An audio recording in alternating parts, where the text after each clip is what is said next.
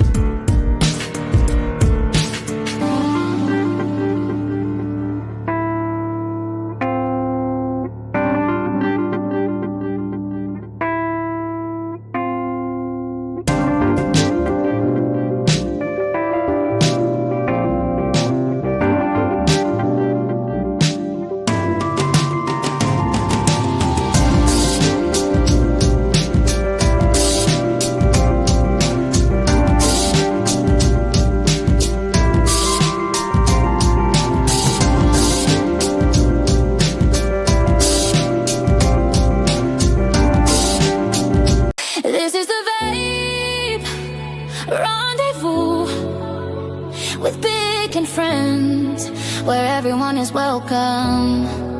People come from all over, coming together as one, sharing the love of vapes and clouds,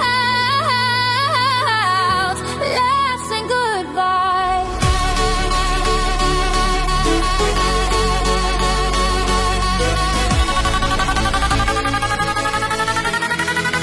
This is the Worldwide Vape Show.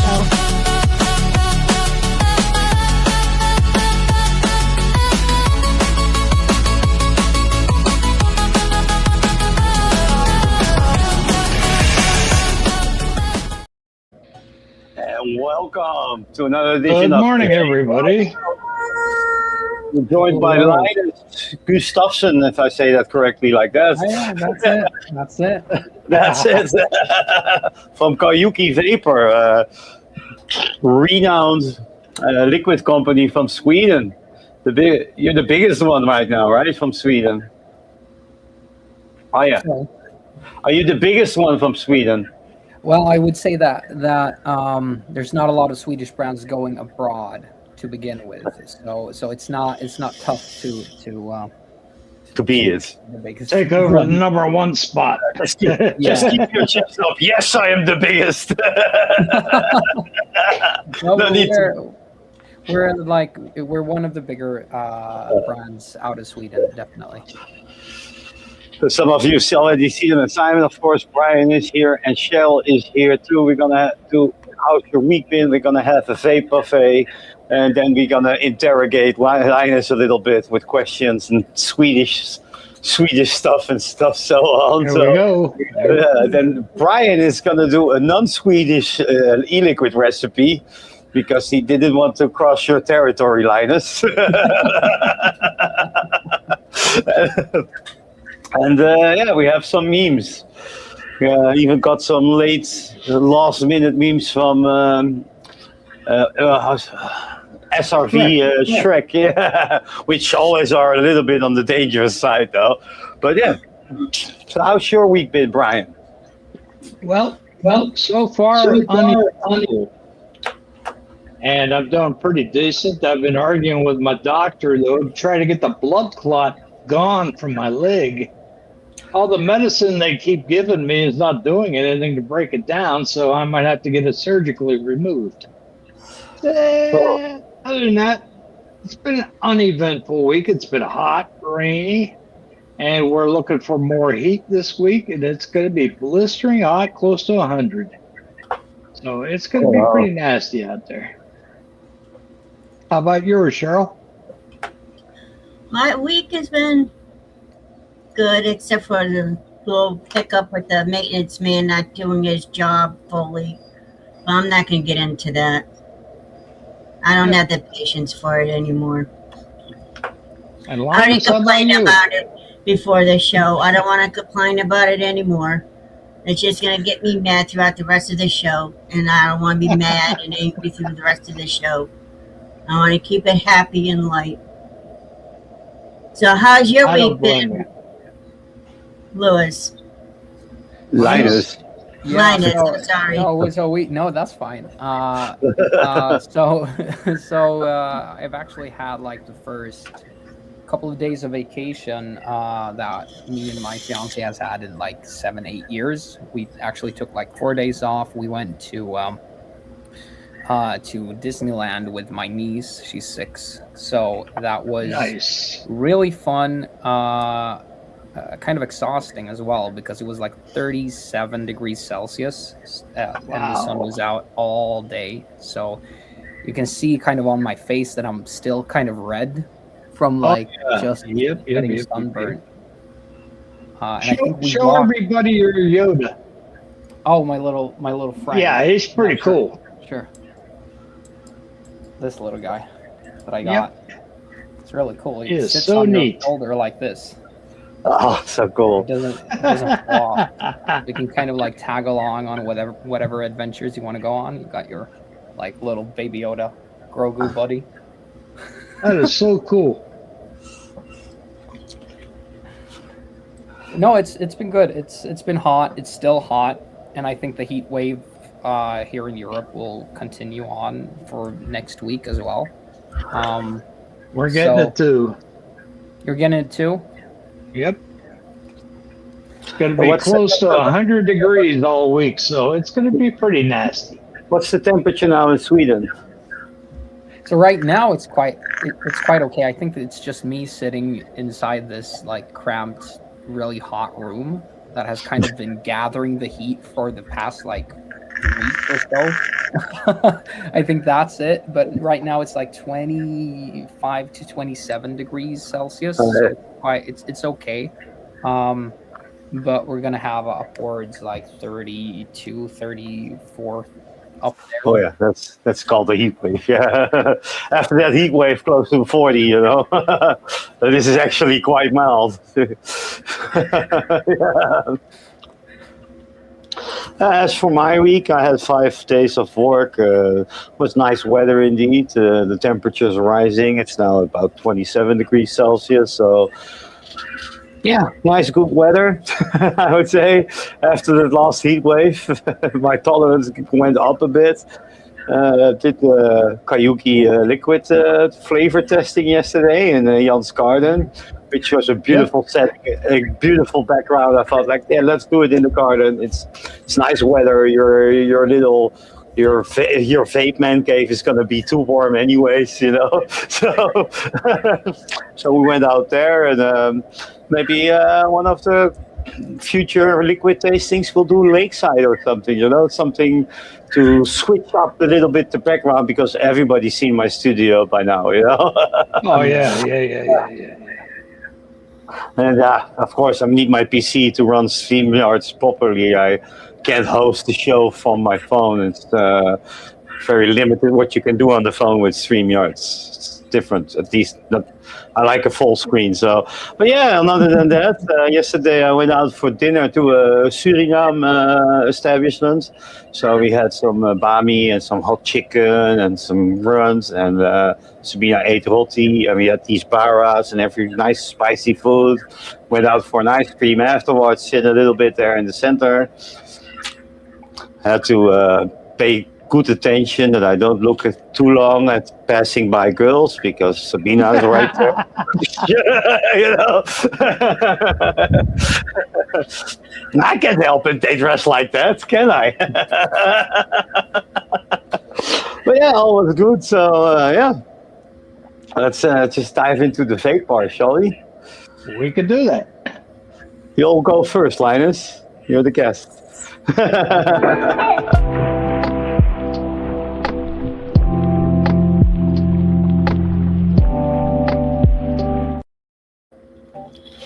So it's really anticlimactic for me because in this heat, like I can't fathom to sit down and like rewick RDAs and stuff like that. So I'm all on pod systems right now.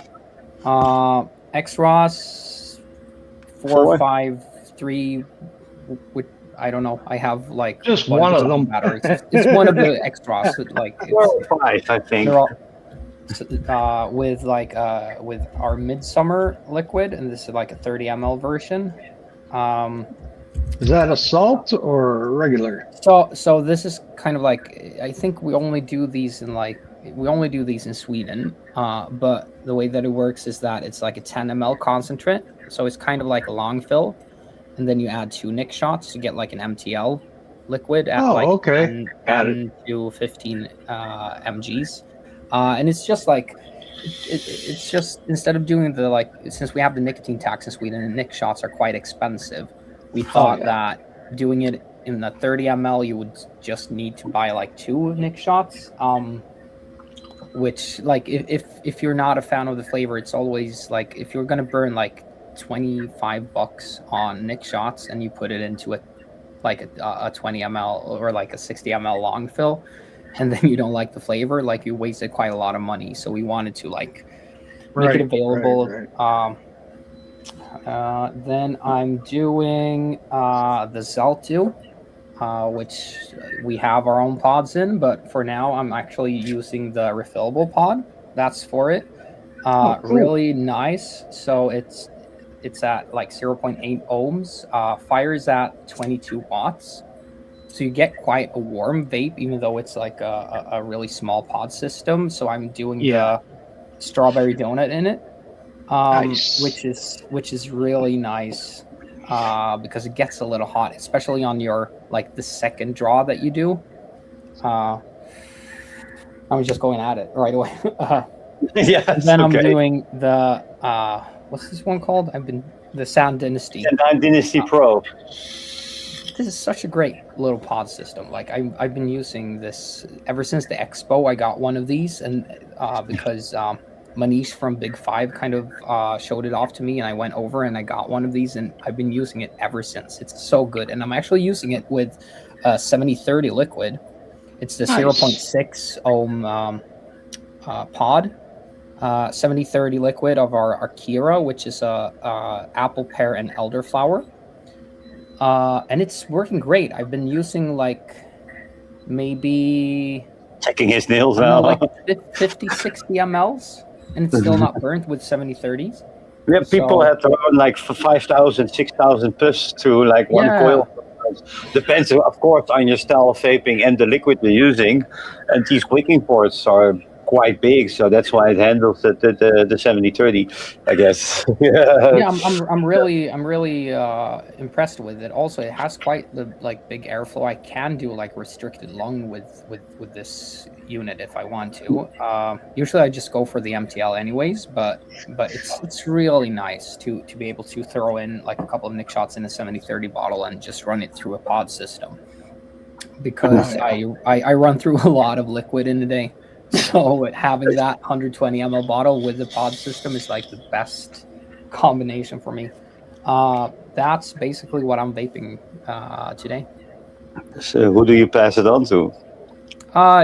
Let's go with Brian. There we go. Well, my favorite MTL is the Freemax Galax Pro Pod, and it's a couple of years old, but you can still get the coils for it. Inside there, I've got a DIY butterscotch cookie, which is really delicious. I pulled out one of my favorites, the Lost Vape Thelema DNA 250C with a Typhon GT4 on top. And yes, that's authentic. It's not a clone. Inside that, I've got my own DI. I had to. I'm sorry, Brian. Inside that, I've got my own strawberry milkshake. And I've pulled out the Lost Vape Centaurus B80 with the Centaurus Boro tank in it, which does a great job, actually. And inside that, I've got a key lime and mint cream DIY mix that I did. That's it for me. I've trimmed my mods down on the disc a little bit. So I'm going to pass it on to Miss Cheryl. I figured you'd like that when I said it's not a clone. And I can't even say why I'm laughing. I think we both know why you're laughing, and that's an inside Yeah, joke. you all know why I'm laughing, but everybody else don't know. But that Oh was my a good goodness. She's laughing so hard she can't even do her buffet.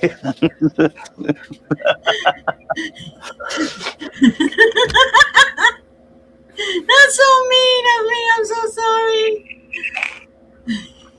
I'm on the Osmosis Minikin with the another RDA for one. vaping. RTA for vaping, yes. RTA for vaping. And I use this with a single coil. I just like it better with a single coil instead of a dual coil. I usually do dual coils, but for this one, no. I just like it better with the single coil.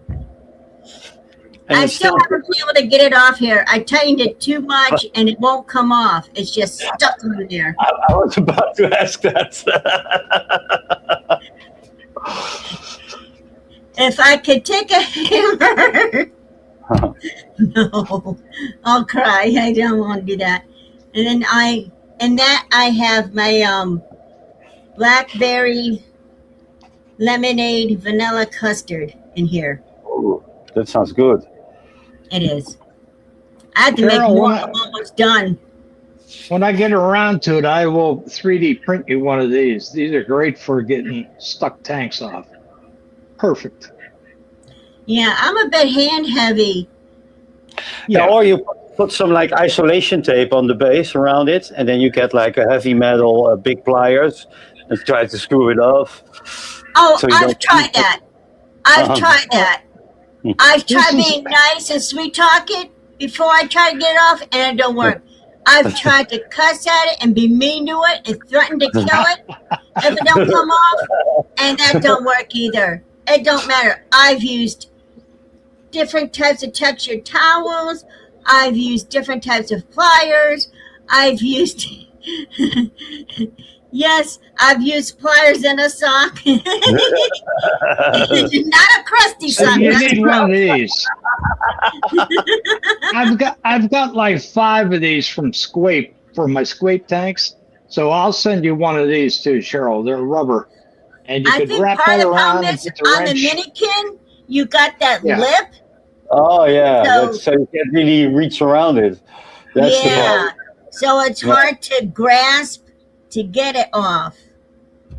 Yeah, that's where this one would come in real handy because it's stretchy. Put it around the base, and you can use pliers or whatever you want. And I'll 3D print you one of those little tools. It's like you talk about a different kind of rubber. When you 3D print it, make sure it's really thick and sturdy. Because of me being heavy-handed, I'm Yeah. afraid I would break it.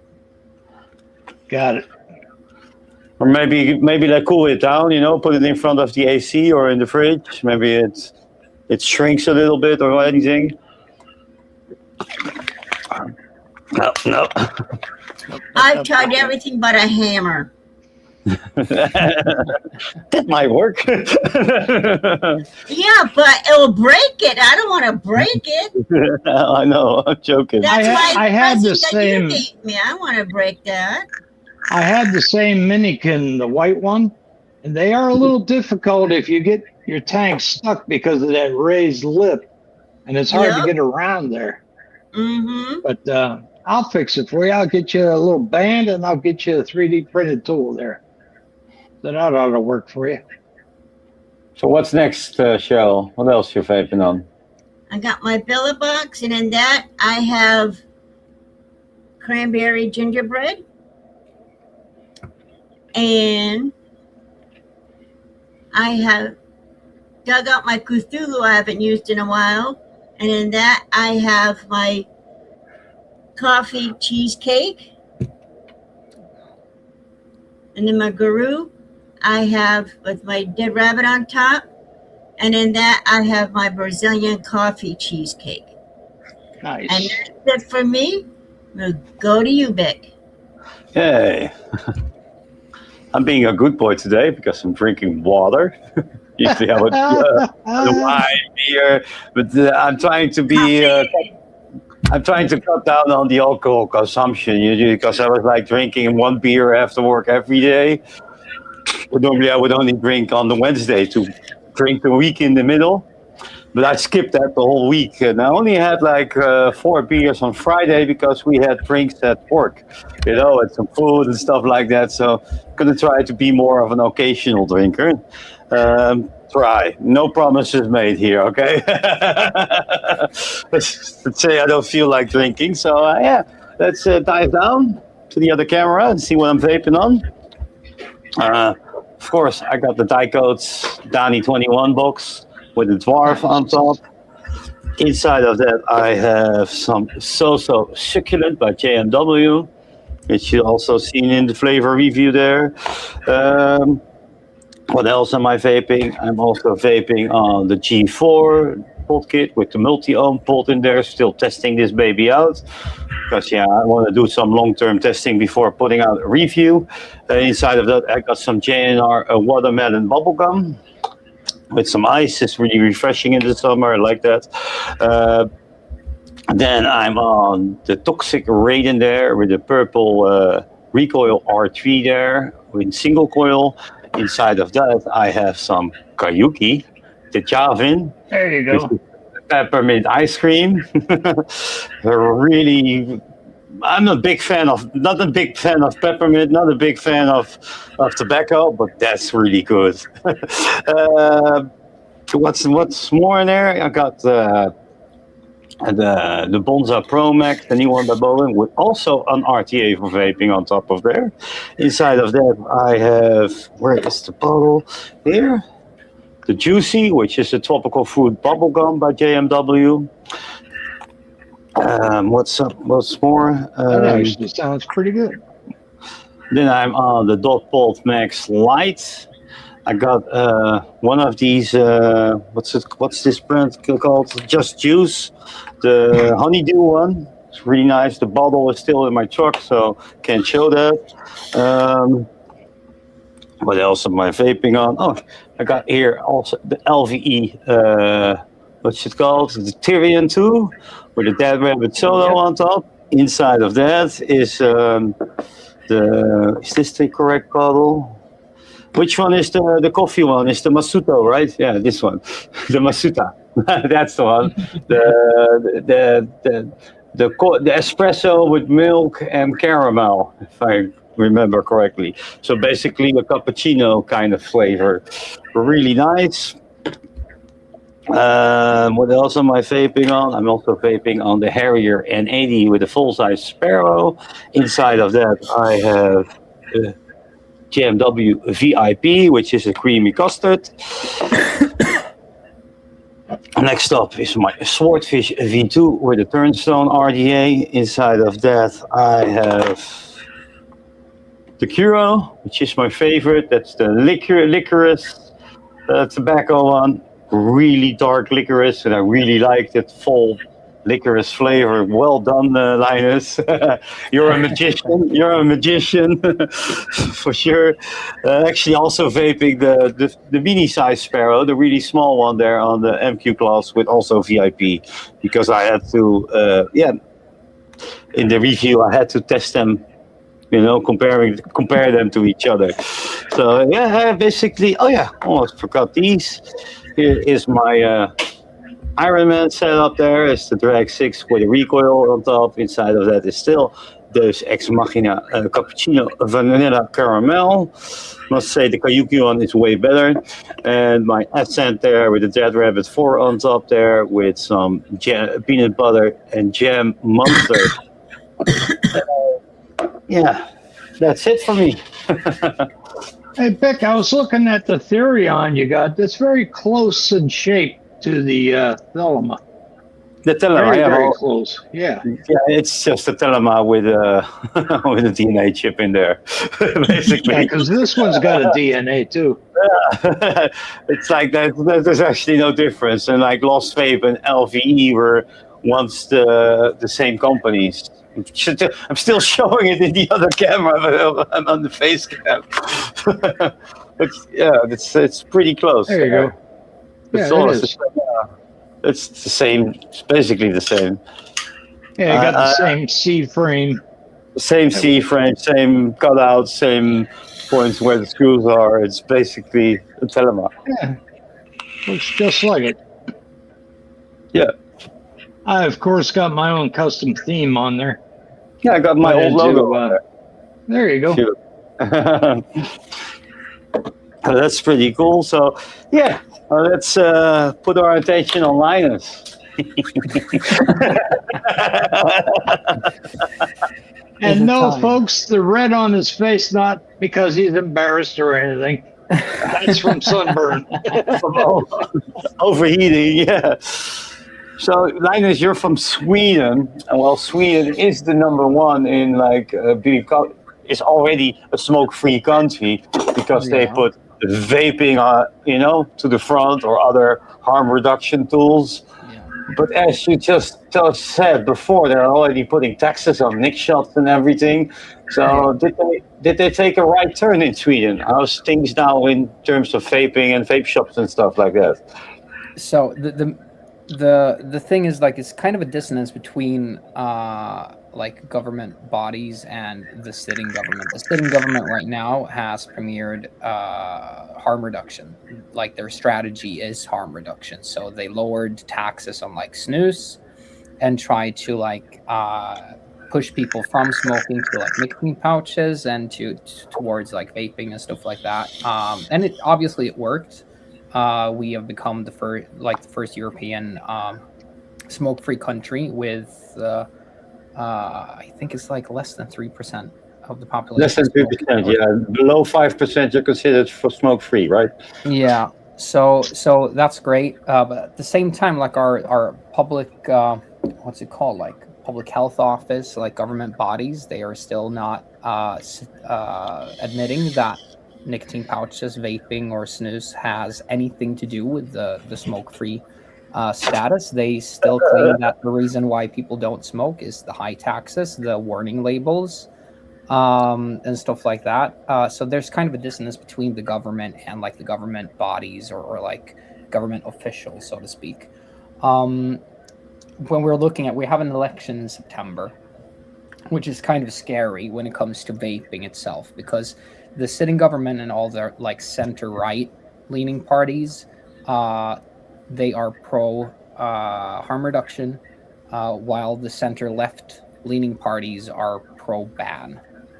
So and right now in the polls, the center-left are leading like by a landslide. So there could be a total shift in Sweden's harm reduction like strategy if we get a center left government by September. So we don't really know, and at the same time the European Union is kind of doing the Danish method with their new TPD thing, which is basically ban everything, make it impossible to get stuff, any designs, any flavors, any additives, anything should be banned. So it's an uphill battle, not just for us, but for Europe in its entirety, because there's a lot of European countries that already have like bans, like disposable bans. I think the disposables will be like it's going to go out of fashion anyways, because we have new battery laws coming into the EU. in like February, which basically says that any battery you have to be able to change the battery itself within like the electronics. Any electronics, just not vaping. It's just electronics. Yeah. So I just think that it's not going to be cost effective to do that with disposables. So I think that it's going to be phased out naturally without a disposable ban in those countries that still don't have it. But even for like countries that already have like a flavor ban, if it gets decided on in the European Union, then there's no way that you cannot like reverse that with your own government. If your government, like in the Netherlands, say that you cannot sell flavored vapes or anything other than tobacco, it's already like that. Yeah. So if they say that, like there's a possibility that you can within the country you can kind of talk to the politicians and see, like in the long run, maybe they can see that, oh, this has a negative effect on smoking, like we see in Denmark, because they have it very well documented. They just don't want to show it, but it's very well documented how this, like the flavor bans and the high taxes and stuff like that, has affected the smoking rates, right? So right now I would say that we are fighting not only for like getting the right parties, like supporting them, but at the same time we're trying to change the policies of the center left leaning parties, because in the end, right, if you go to vote and you are really stuck in like the left leaning, like for other policies, right, for social policies or immigration or whatever, like there's a big chance that you won't like flip-flop over to the like right side, or like those kind of parties that has a completely different politics on the core things that you care about just for vaping, right? So the best thing that we can do is actually try to change the policies of the center left leaning parties. So there's whichever way that you lean in other politics, that you have a representative on each side that is pro vaping, right? That would be ideal. Yeah, and just for the Americans, like the way that the politics works in Sweden is that we have a parliament, and right now we have 8 different parties in parliament, and then you have to like it's not like the US where you have like the Democrats and the Republicans. We have small parties, and then they have to kind of like, after the election has been won or like settled, they have to form alliances within like parliament to have like a majority in parliament to get their Is it the same as in the Netherlands? So everybody get assigned an amount of seats? Yeah, exactly. And the more seats they gain, the more power they have. So the party with the most seats will have the majority of the say in the country, but the minor seats will still be able to battle them in the discussion and the rules, which and usually what they have to do, because if you want to push through like larger policies, you have to know that you are going to like get that through parliament, right? And you have to have a majority in parliament. So usually there's alliances, and they create like a government that contains more than one party. So right now we have the government that we have now is made up of 3 parties and is being supported by a 4th. And that's probably the same way that it's going to be on the left side as well. You have like one big party and usually smaller parties that kind of negotiate and become part of that government as well. So that's that. And when it comes to the EU, like I've already tried to like really put a light on this. There is a revision of the TPD going on right now. They are wanting people to answer their survey. You can answer the survey even if you're not an EU citizen. You just have to go to the page for the TPD survey, and then you fill in if you're an EU citizen or if you're not an EU citizen, if you're a company or if you're just a consumer, and you can leave your thoughts on these new improved policies. improve. Yes, Quiddy has an answer. How do you get anything ratified if the vote gets stonewalled by non-majority? Yeah, that's a good question. I mean, really. Can somebody please ratify? Let me know what ratified means. Yeah. To enact. You're going to enact it by legislation. So usually, like, there's no way to get anything through Parliament if you don't have a majority. So usually, what they do is that they negotiate between parties. That's why it's so important for the whichever government that they want to create, that they have a majority in the Parliament. So there's no single party in Sweden that will have a majority on their own. So they usually negotiate, and the government gets it's usually consists of more than one party, usually 3 to 4 parties, and then they have to negotiate and have a plan that they can have a majority vote on each and everything that they put forward. But we've had past I think it was like 2014 to 2018 2018, we actually had like a left-leaning or a leftist government that was ruling on center right-wing policies, because when it came to like the majority vote, they didn't have enough. It was like a minority government, so they had to do a lot of the like right-leaning policies.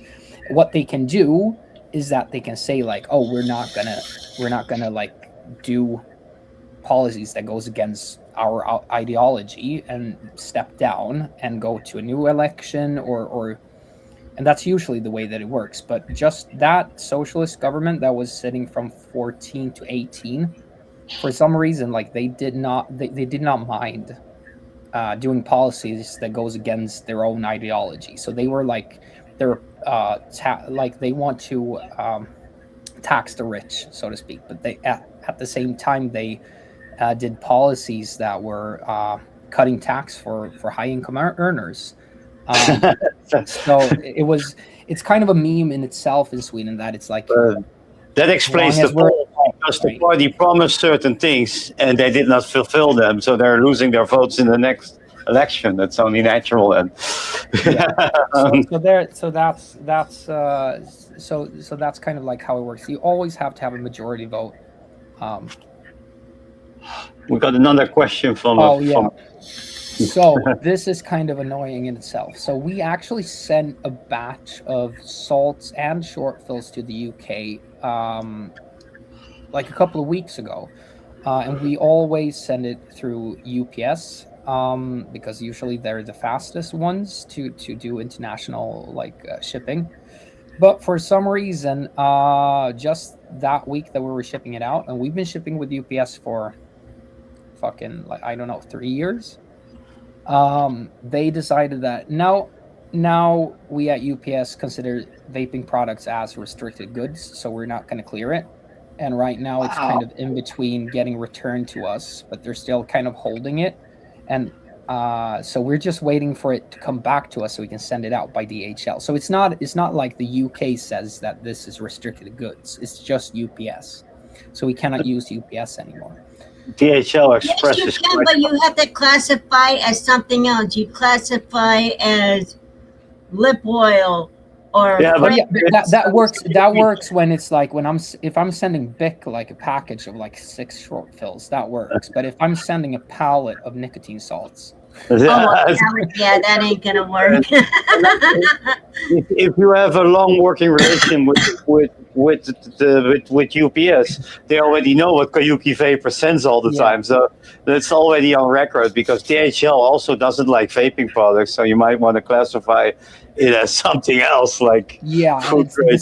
The sender. It's also like if I'm sending out a package of something that seems to be like vaping goods, and it's sent from Kayuki Vapor, and I'm claiming that it's like flavoring oils or something. I don't think they're buying it. But the HL Express is kind of fast too, but it's a bit more costly than the UPS. Yeah, that's basically it, because usually if we send with UPS, it's going to be like 4 days to the UK, 3-4 days, and it's the same with DHL, but it's like 3 times the price. So usually we just go with UPS, but we cannot do that anymore. So we're just waiting for everything to come back, and as soon as it comes back, we'll ship it right back out again, and hopefully it'll be like in the UK in a week or so. If push comes to shove, rent a truck for me. I'll drive it there myself. Rick's got it all figured out. So now let's grab one of my media assets. So this is Kayuki's favorite logo. Yeah. And then you have the kanji sign. So Kayuki means little snow. Tell me more about the name, how you come to the name of Kayuki Vapor. Yeah, so Kayuki was that kind of it's before like we started doing liquids, right? So I used to I was studying Japanese at like university, and I got introduced to like a really old anime called Beck Mongolian Chop Squad, I think it was called, and I used to be a musician, and it's kind of about this band of people like putting together their first like band, learning instruments, and there's this like timid guy learning guitar just to be a part of like the group, and they kind of bully him by calling him, since it's so timid, is like this small dude, right? And they call him Kuyuki as like a mean nickname. Because it's a traditional Japanese women's name. So since it's timid, it's kind of like bullying him for that. But then he kind of takes that and puts that kind of shows them that like he can like channel his emotions, create like this music and be like the star of the whole group, right? So it kind of takes that name from something that's kind of bad and makes it something good, right? So when we were starting this up, I kind of needed a name that was different, and we didn't like that wasn't like that people would recognize, and that was kind of like what I dipped into, and I was like, yeah, that could really work, because we're like a family run thing. Like we're starting from the bottom. When we started this out, I had like 20 pounds to put into this project. Like we were dirt poor, right? But what we had was passion. Like we didn't have any money. We didn't have any like anything to put into this other than passion, and so it kind of resonated with me, and I was like, yeah, that is the perfect name to start this up. And it's kind of been going that way forward as well. Like every day that we we release something new that we're passionate about, every time that we have some kind of achievement, like an award, or we get to see a new part of the world, or I get a really humbling review of our products, I'm always so like appreciative of.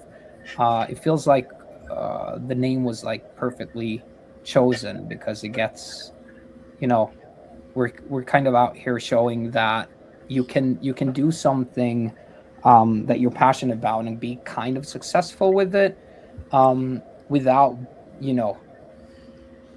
being a dick. Just being like it's not like we're not business people. We're just like passionate about vaping and what we do and creating liquids, and we want to share that passion, and we want to we used to say that like that everyone that kind of like joins us and like our liquids, that we're kind of like a family, and we always welcome people to the Kuyuki family, and that's kind of the same way that has been ever since we started. So for every day that goes on, I think that the name gets even more accurate in some way. Yeah, that anime you mentioned. That's like a slice of life anime, right? That's kind of. Yeah, it's a drama slice of life kind of drama thing. slice of life thing. Yeah. I read I looked it up. I didn't watch it, because it's Yeah. not my type of anime. I'm more like action, fantasy, Yeah. horror or gore, stuff like that. So like, No, but it's I'm a more of a nice it's a shonen nice type of guy, Oh yeah, okay. Yeah, I've been getting back into like these past, like I think that Sana, my fiance, is kind of like sick of hearing about this at this point, but I got back into One Piece, and I haven't like watched that in like 10 years. So I've been like binging like I think I'm at like 560 episodes now for the past like 4 months. 1,500 or something. It's Oh, too yeah. long. I didn't even get that far. I got bored with it a bit though. But I like Naruto. I see you use the name from Bleach. You called one juice Ichigo. Oh, yeah. Is that the right from Bleach? Yeah. It's not like Bleach is not my top, but like in my top, because I'm not a big action kind of guy, but we got other people that at the company that are really big on the action animes. Usually I'm more of a story type of guy, which I'm kind of surprised that I got so stuck back in One Piece because it's a shonen anime, but it's but really it's good, like dude. the humor and the storytelling in there. It's what makes it also nice. It's like every anime packs a good story. Like some people are like, oh, I'm too old to watch a cartoon, but until you Dude, find that anime that really grabs you. There's so much stuff I see in the chat as well. Attack on Titan here, Quilly, also really good Attack on anime. Titan, really good. They're really good, yeah. I was actually like one of the people. I don't know if there's any like OG like Attack on Titan fans, because I watched the first season when it came out, and we had to wait like fucking 8 years for season 2, which sucked. I played the game as well. It was pretty good. The games they based on Attack on Titan was pretty nice as well. I loved it. I had a friend here. He's like he was not right when he sees a naked giant man on the screen. He was like, oh, and then the female play Titan came out. Oh, you're okay with that? Oh Jesus! Attack on Titan is really good. Full Metal Alchemist, like the Brotherhood series, is one of the like first animes that I ever watched. It's a really good anime. Dragon Ball I never got into. Dragon Ball is one of those animes that I saw before I realized it was anime, and then somewhere like in my 20s, somebody was watching Naruto Shippuden. I saw like episode 475. I watched a couple episodes with him, and I got really into it and started watching that from the beginning. And I started watching it with the dub, and then you cannot get any new episodes anymore. So I got started into watching them Japanese with subtitles, and now I cannot go back to dubbed anime. I need to see the original. I need to. That's the thing, right? you get stuck on the subtitles, and then I think it's when you start learning a little bit of Japanese, it gets worse. Like I would say to anyone that's an avid anime fan to not learn Japanese because the voice acting gets really cheesy when you start understanding what they're saying and you're not just like listening to it.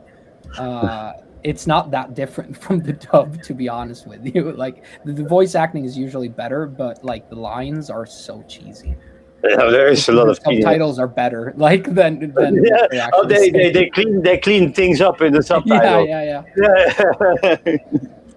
Yeah, I only understand the words that you hear often, like "ikazu," "let's go," But those words, because I watched in Japanese and read it, and it's some things are repeatedly, "sugoi," and they're excited and stuff like that. You start learning. Yeah, it's fun. You start skipping the subtitles a bit and going just through the parts you didn't understand. But I didn't have any Japanese schooling like you did, Linus. You really went all in. A long time ago though, so it's like I'll pick up a couple of sentences here and there, but it's like I usually say that I'm at like fourth grade level probably. Enough to order like a couple hamburgers at least. Like that's the most important part. speaking it is harder than in understanding it because the tones and stuff like that, right? Yeah. I'm just curious, though, in Japan, is there a lot of vaping or are they still smoking? So smoking is really big. So nicotine is like nicotine liquid is banned. So Oh, really? vaping is not bad in itself, but it's more like a hobby thing. So there's still a lot of like RDAs and like, you know, a lot of that OG scene. And Yeah. just because it's more hobbyists, people that like to do their vape tricks, stuff like that, it's not actually being used as a way to stop smoking because nicotine in vaping is not legal. But smoking's really big in Japan, and the ICOS has become The heat not burn is just like this is like in a lot of places where vaping is banned or e-liquid is banned. The ICOS is put up front because it's still owned by tobacco companies. ICOS because it still has actual tobacco in there. It's crazy. I think ICOS is owned by Philip Morris, right? Yep. Yeah. And there's other like heat not burn solutions from BAT and other, you know, but it's crazy, right? That there's a market for non-smoking products, you know, and then for some reason like vaping gets banned or nicotine vaping gets banned, and it's this huge market for heat not burn products. It's like the government almost like works with the tobacco companies. It's crazy. It's the same like in India. Vaping is also banned, you know, and it's banned by the Prime Minister of Agriculture, and their biggest agriculture product is tobacco. There you go. There you go. So that's that's the thing. Like Mr. Intensus, you can buy flavored cigarettes in Japan. Yeah, you can do that. Some countries even have these click balls to put in your filter of your cigarettes, and then you have a flavor in your cigarette. That's allowed, but we're not allowed to have flavored vaping. Well, what struck me funny is when you mentioned the TPD. Yeah. Now, how much lower can they go with 2 mils in a tank? They can't do it down to 1. I mean, that's kind of pointless. I think what they're trying to do, like I'm not 100% sure that they will actually put through something that gets us to like a 1 ml cartridge. But what I think that they're trying to do is do it the same kind of controlled ways that they're doing with tobaccos. So they want to create a market that is centered around the way that the tobacco companies wants to operate, which is usually like pre-filled pods. And the more pods that they can sell, the happier they are. So they want to do like 1 ml pre-filled pods. That's kind of what I've seen from the tobacco companies, that they want to do like the Juul kind of type products, pre-filled pods at 1 ml with a high nicotine strength. And the way that they're kind of like saying that it's better, it's because it's less liquid. So it's less like dangerous liquid to be eaten. No, it's stupid because you can still buy 10 pods and then vape 1 pod, get the next one. Like at least like in any RDA, they just say it's 2 ml because it's basically your wick holds already more than 2 ml, depending how you wick it.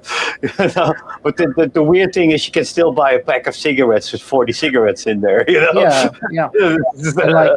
Mr. Intense again. Like the TPD regulations are being made by people who don't vape. They've never even seen a vape, dude. Like they don't know what this is. Like they just see it as a new way for the tobacco companies to lure children into nicotine use. That's the way that they're looking at it. That's what they're thinking. Well, vaping and tobacco industries are not fan of each other. And at the same time, like with big tobacco companies, they want them to do this, and they kind of fund like the with their lobby organizations to get these kind of legislations. So it's like you know, it's crazy in itself. And we did like a panel about like vaping and the evolution of vaping at like the yearly like politicians conference that we have in Sweden, which I was a part of, and I kind of like put the blame because we can see there was a report that was being made by like one of the bigger retailers of like nicotine pouches and vapes in Sweden, where they looked at what do they think, like, how do people see the dangers of smoking and vaping?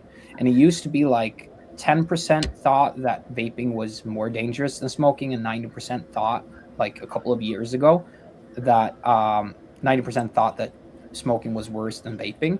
But now the gap has kind of closed, and there's actually a majority of people surveyed in Sweden that think that vaping is more dangerous than smoking. So the propaganda is working.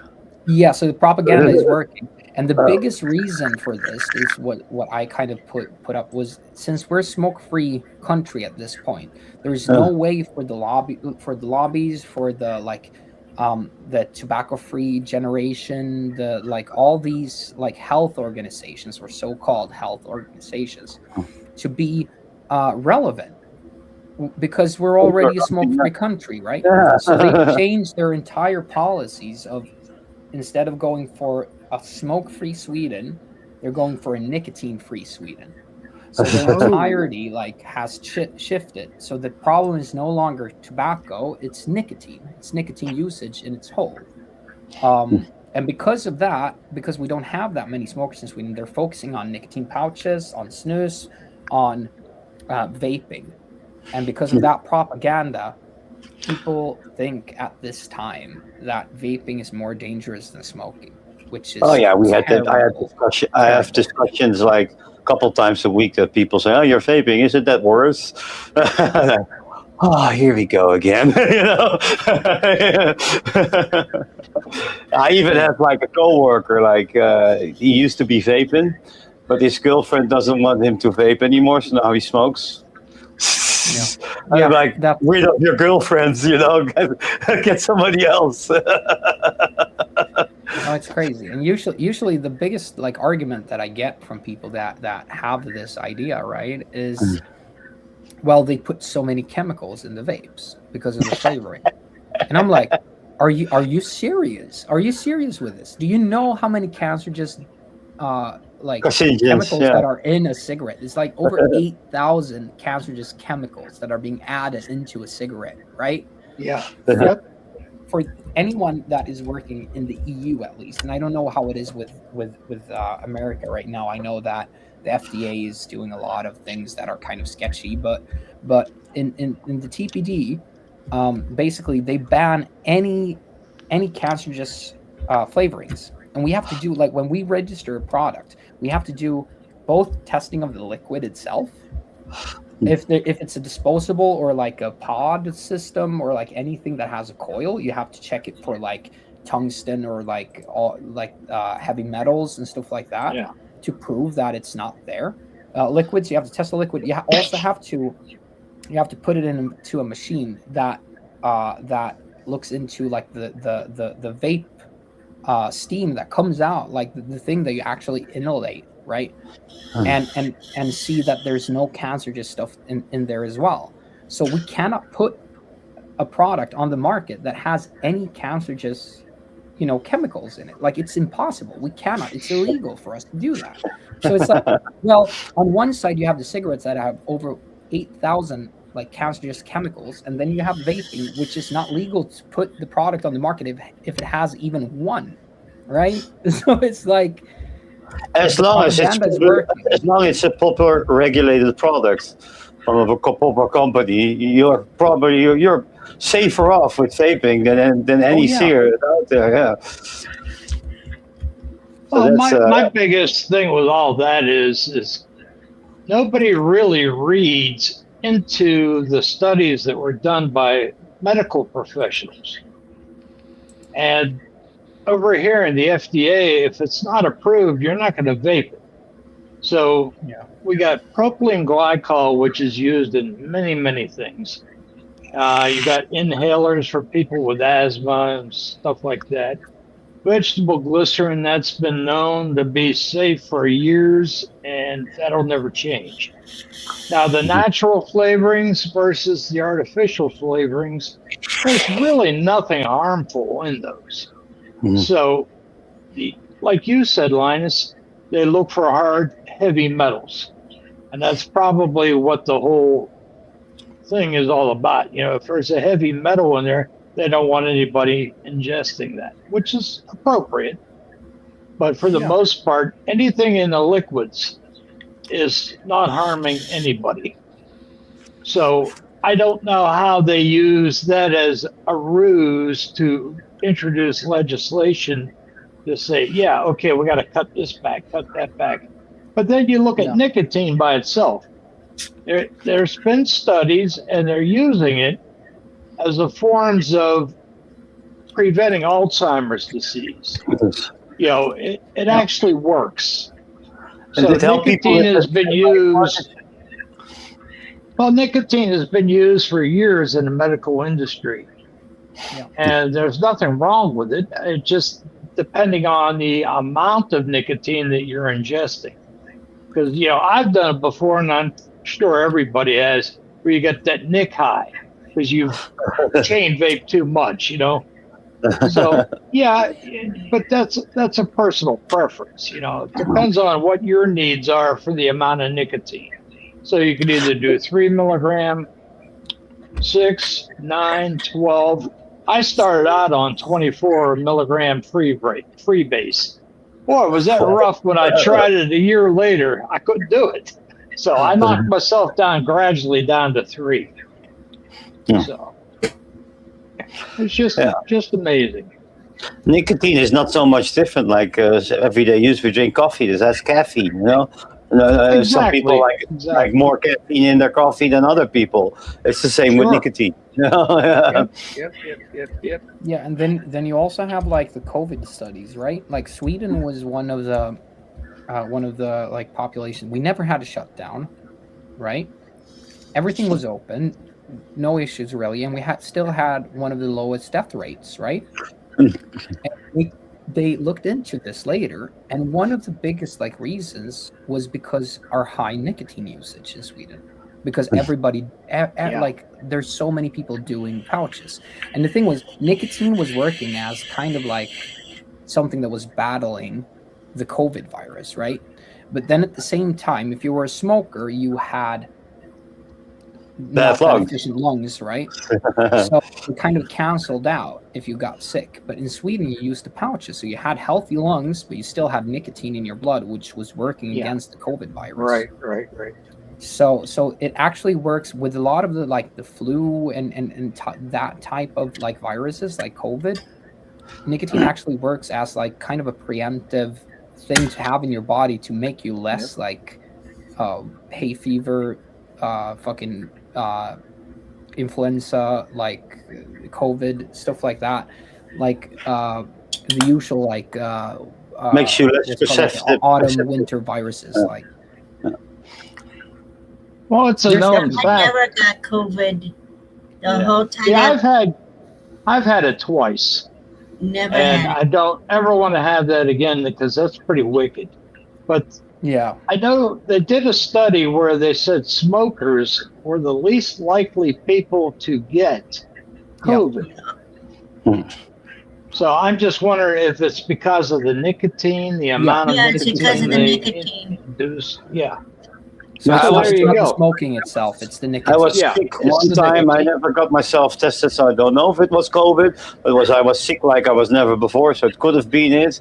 But I didn't get any shots or whatsoever against COVID or anything else. Just nothing. I was a garbage man at the time, so I was thinking, I'm resilient to any bacteria, My body can handle it. The trash man. Yeah, that's where I start trucking it on the garbage truck. It was fun work. Yeah. So how are the vape shops now in Sweden? Is there still a lot of rebuildable stuff in certain shops? Sadly, there's not a lot of rebuildables. Like I would say, like I think the latest study that I saw from like online shops is that about 60% is still disposables. 60 to 65% of the market is still disposables. Some are pre-filled pod systems, and quite a small market is still like liquid and refillable systems.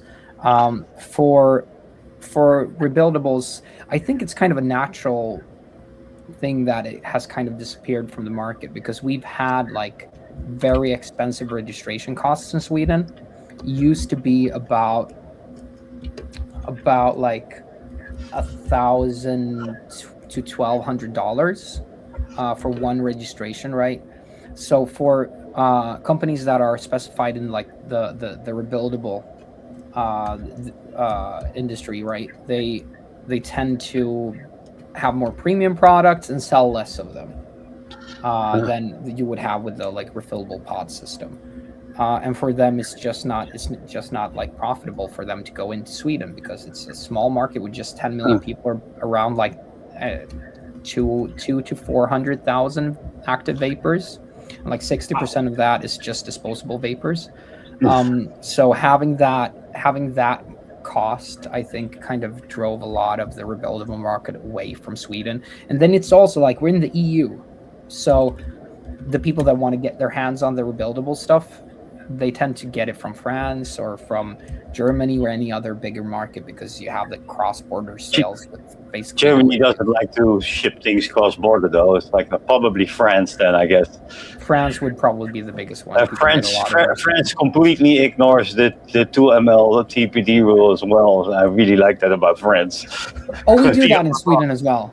We do that in Sweden as well. We ignore, or it's like a definition of the law because it basically like the 2 ml thing is in the TPD law. It's actually in the part that defines like the pre-filled pods. So there's not really technically anything in the law that says that you can't have a 6 or 10 ml tank, bubble glass tank for like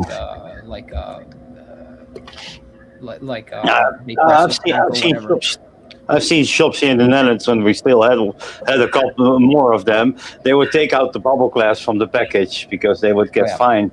But yeah, it's the interpretation of the person who is like checking the stores, I guess. That's always with laws like this. So it's I need a bio break, so I'm gonna go to the toilet. Okie dokie. Yeah, that's just truly amazing how they try to attack vaping by introducing all these taxes. Yeah. And the taxes are just adding more trouble to the average individual because the economy worldwide is pretty much in the can. We're hurting over here. You guys have got to be hurting over there too. Oh yeah. I mean, food prices keep going up. What are you going to do? See, I don't know the prices of them anymore because I make my own vape juice. So I haven't bought any vape juice in quite a few years now. So I have no clue. The last time I bought, I think, a vape juice, it was $25 for one bottle. Oh, wow. Well, I would say like around here, I say about 3 years ago. Yeah, around here, I think that the like liquid market in itself has kind of like worldwide gone down. There's a couple of markets that are still kind of premium in their prices, but I would say like anywhere from for a 100 ml bottle of juice, I would say that somewhere between like $10 and $20 still, kind of in between. Kind of what do you want to get? Like, do you want to get a more premium juice? You would probably be at like 15 to 20-ish. If you want to get like just euros. Yeah. But then it's different from market to market. The UK is quite cheap. France is still quite expensive. Usually it's kind of like, what do the market actually want, right? And in the UK, it has been like cheap liquids has been like the most important thing. In France, it's more like we want flavorful combinations and stuff like that, more artistic, which usually drives up the price. Here in Sweden, it's like, but this is short fills as well. You have to get your nicotine separate. So, and nicotine varies depending on what the taxes are.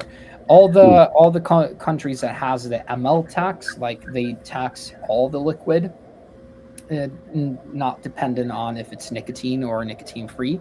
They tend to be quite expensive because you have to get your bases and you have to get your concentrates and you have to get your nicotine separate and you have to mix them together. And it's basically DIY, just that you get a concentrate instead of like different flavorings in itself. Around here, you get your liquid and then you get your nicotine. In Sweden, we have a nicotine tax instead of a e-liquid tax, so we don't tax the nicotine-free stuff. We just tax the nicotine, and the nicotine is taxed based on strength. So from 1 milligram to 14 milligram is a little bit cheaper than 14 to 20 milligram. So you kind of get taxed on how much nicotine you need. Strength. You need. Yeah. Which I'm not opposed. I'm not opposed on the fact of taxing nicotine, because it's like taxing alcohol. It's like taxing fucking like anything that is not like beneficial. It makes sense. There is money on the tobacco side, which is already heavily taxed and it's not working. So they want to get that tax a little bit back, you know. But if it needs to stay cheaper as cigarettes, that's the main point. Yeah, that's the main thing, right? Yeah. So I think the tax is a little bit high in Sweden for the nicotine, but I think that the mantra, or like the idea of taxing nicotine itself, is a better way of going about it than taxing e-liquid like they're going to do now in the UK, because we've seen that in so many different countries when they've done that the black market just explodes. Yeah, for sure. And you don't want black market, because on the black market there won't be tested products for all these carcinogens. Yeah. So they can put anything in there what they want. It's only gonna feed the media with more propaganda, you know. Yeah. Exactly. You see it here in the Netherlands, like they started out with an online sales ban. This killed a lot of vape shops, you know. They should have done like something. If you want to sell online, people need to have an account. People need to send a copy of the ID card, so they show that something like that. You know, they check the age. That would be a better system for that. But it killed a lot of shops, because, like, you know, people from villages would buy from shops that are in cities, you know, and stuff like that. People were buying a lot of online, and then they did the flavor ban. And then whatever left over is just died. And I think we have like 2 vape shops here in the Netherlands left over. Maybe 3, you know. Yeah, here in the United States, it depends on where you live. From state to state, it's different. Because I'm in Virginia, which is like a state or 2 away from Brian. And then where I live, I cannot buy any vape gear, any vape juice, anything vape related. I cannot order it online. See, that's a shame. I can't even order my flavors online anymore to make my own. Well, it's kind of an invasion of your privacy. That's telling you what you can and cannot purchase. I can't even vape in my apartment anymore. You cannot smoke, vape, or smoke medical marijuana inside your apartment anymore. They're even going after you in the privacy of your own home. Which is so that's wrong. Yeah, I just get, like, for me at least, like growing up in, like, obviously, like, we're still a democracy, but it's like Sweden's a really socialist state, right? Right. So for me, as like, especially when I started like doing business, right? Like, America has always been like, you know, I've seen it as like the freedom of speech, the you know, the rights of the individual trumps the rights of the state, right? Which is the opposite of what it's like here, right? So it's kind of weird for me to see how the U.S. is kind of like, you know, invading into like people's privacy or their private equity or like in their homes, like making up like laws of what you can do as a private citizen, right? It's kind of weird to be in like this social democratic, you know, fucking, you know, Big Brother is always watching you kind of state, and look at the US and we're kind of more free when it comes to like this, to the vaping stuff than you guys are. It's kind of weird, if I'm being honest. You would hear this more commonly in Europe, that they would say like, hey, you're not allowed to vape or smoke in your house, you know. You wouldn't expect that in the US, because it's very patriotic and everybody's free, and that's become a joke. Yeah. Yep. I got also some funny Swedish conversation starters from Gemini. I hope I'm not gonna butcher this. Surströmming, fermented herring, actually a food or a biological weapon used for hazing foreigners? I would call that a biological weapon. That's small. Dude, like it's horrid. That's like eating Limburger cheese. You know, it's like you don't Dude, want to it's do worse. that. It's way worse. Like I've have you ever actually like smelled it? Oh yeah. Not fermented, but I had like fresh herring. So. dude, like it's crazy. It's like it smells like death. It's like somewhere between dog shit and death. It's just like it's awful. I've tried it once because I don't want to die curious, right? I'll try anything once, right? But that was horrible. That was that was probably the worst thing that I've ever tasted or smelled in my entire life. I tried it once too. I just spit it right out. It's like I couldn't handle it. It was just too wicked, you know. You threw it back in the sea. You threw it back in the sea. So when the tin that it comes in, it's usually like almost like a fucking ball because it's so filled with the gas from it fermenting. So when you open it, you have to like open it underwater just to not get like the fucking like splash on you. Yeah, you get blasted. And it stinks up. Like they had to put out because they were doing like a party. Like this is like a yearly thing in Sweden. So they were doing like a party like just outside my house, like our neighbors and stuff. And I was like, okay, let me try it because now it's like I don't have to like go buy it. Like people are serving. Like I'm getting like they're treating me to it, right? So, but it stank up the entire block. They had to put up warning signs and stuff for people passing by. It's crazy. It's absolutely crazy. I don't understand this. I'm born here and I don't understand it. It's crazy. For other things like the pickled fish is like one of my favorite things. It's crazy good. But fermented stuff. But I'm not a big fan of fermented stuff to begin with, except for like kimchi. Kimchi is good. That's basically it. Any other thing that's fermented is just like that's not. I don't know if Gemini got this wrong or right, but why do you guys put banana and curry on pizza? Who hurt you? Dude, it's usually banana curry, chicken, and peanuts.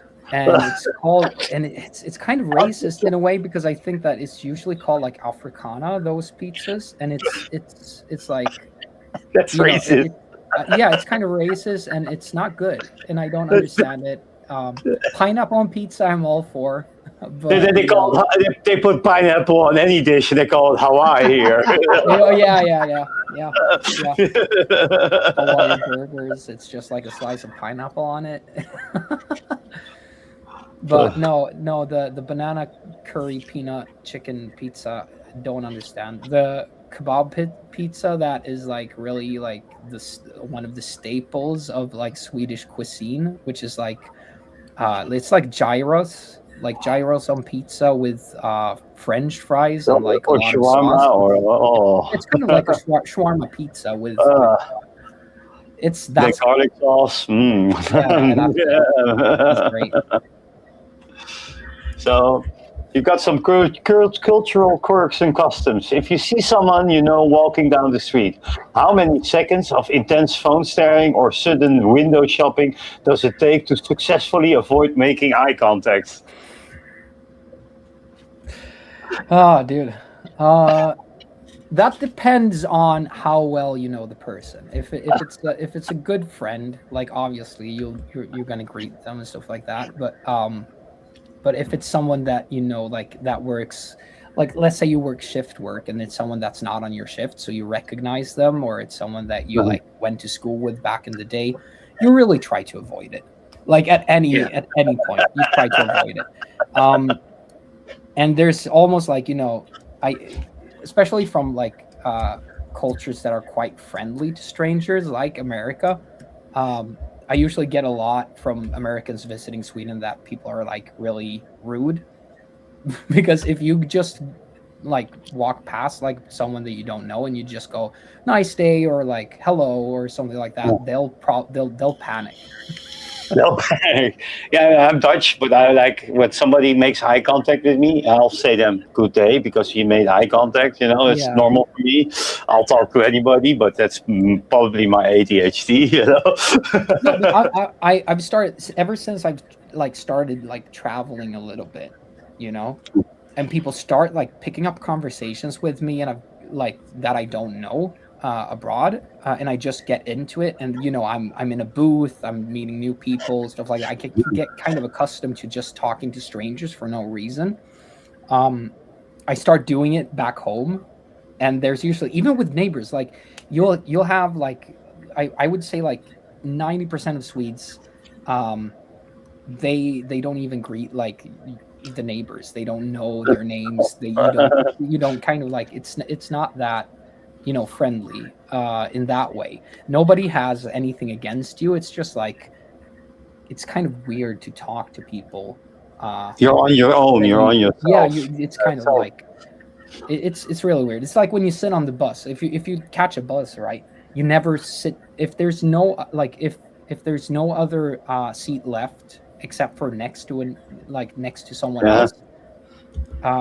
Then you really have to think about, do I want to stand or do I sit down? Because it's like you don't like, you always go for the vacant rows. Mm-hmm. Well, back in the day on like public transportation, like you would have like a friend in the Netherlands, you would have somebody sitting next to you, you would have a friend for that trip, a conversation starter. But ever with the rise of the mobile phones, if you now sit next to somebody else and then you talk to them and they woke up from the phone, what the fuck are you bothering me for? That's how society has changed. I used to make a little challenge, sit to across to a beautiful girl and can see if I can start a conversation, make her put her phone away, like a little challenge, Yeah, it's funny. But that was kind of the culture before, smartphones in Sweden already. So it's just like we have another excuse to not make eye contact with people. Does anyone actually know the words to the Sma Godoma, which means small frog song, or do you all just collectively agree to look ridiculous hopping around the maple? I think that every single Swede that is born and raised here knows the words. I didn't even celebrate the midsummer until I think I celebrated my first midsummer at like 17, and I still knew the song. It's just a part of our culture. It's like, can you demonstrate the hopping? No.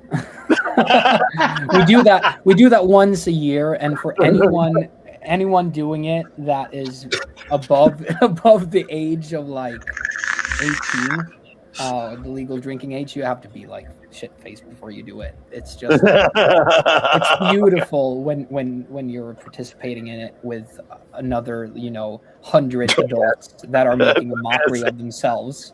Then it's fine, but on your own, it's never gonna happen. How many hours of sunlight do you need to experience in the summer to successfully survive the winter hibernation? 4 to 6 minutes. That's it. So much. So much. No, but usually, like, the thing is, right, there's a meme that we tend to think it's summer when it's still like fucking 6 degrees Celsius outside. As soon as the sun comes out, like we're in our bathing suits, and that's kind of true. Like, we'll be at the beach when it's like 20, maybe like 13, 12, 13. above 10, above 10. Above 10, yeah. Above So that 10. would be let me just do 13 Celsius to, that's 55 degrees Fahrenheit. Wow. So when it's like that, then it's like, oh, it's summer. It's finally summer. Shorts on, fucking, Yeah, We'll be outside sunbathing in the winter as well. Like, go out on your balcony and it's like 2 meters of snow, and you get the sun as well. Like, you'll stand out there in the coffee with the coffee, and there's this thing that I've always done that all Swedes do that I haven't reacted on that. It's kind of weird, but we always, like, when we get the sunlight on us, we always like go. We just kind of absorb that for a couple of seconds, and and it's kind of like we just like stretch and just like appreciate the sun for the little that we get.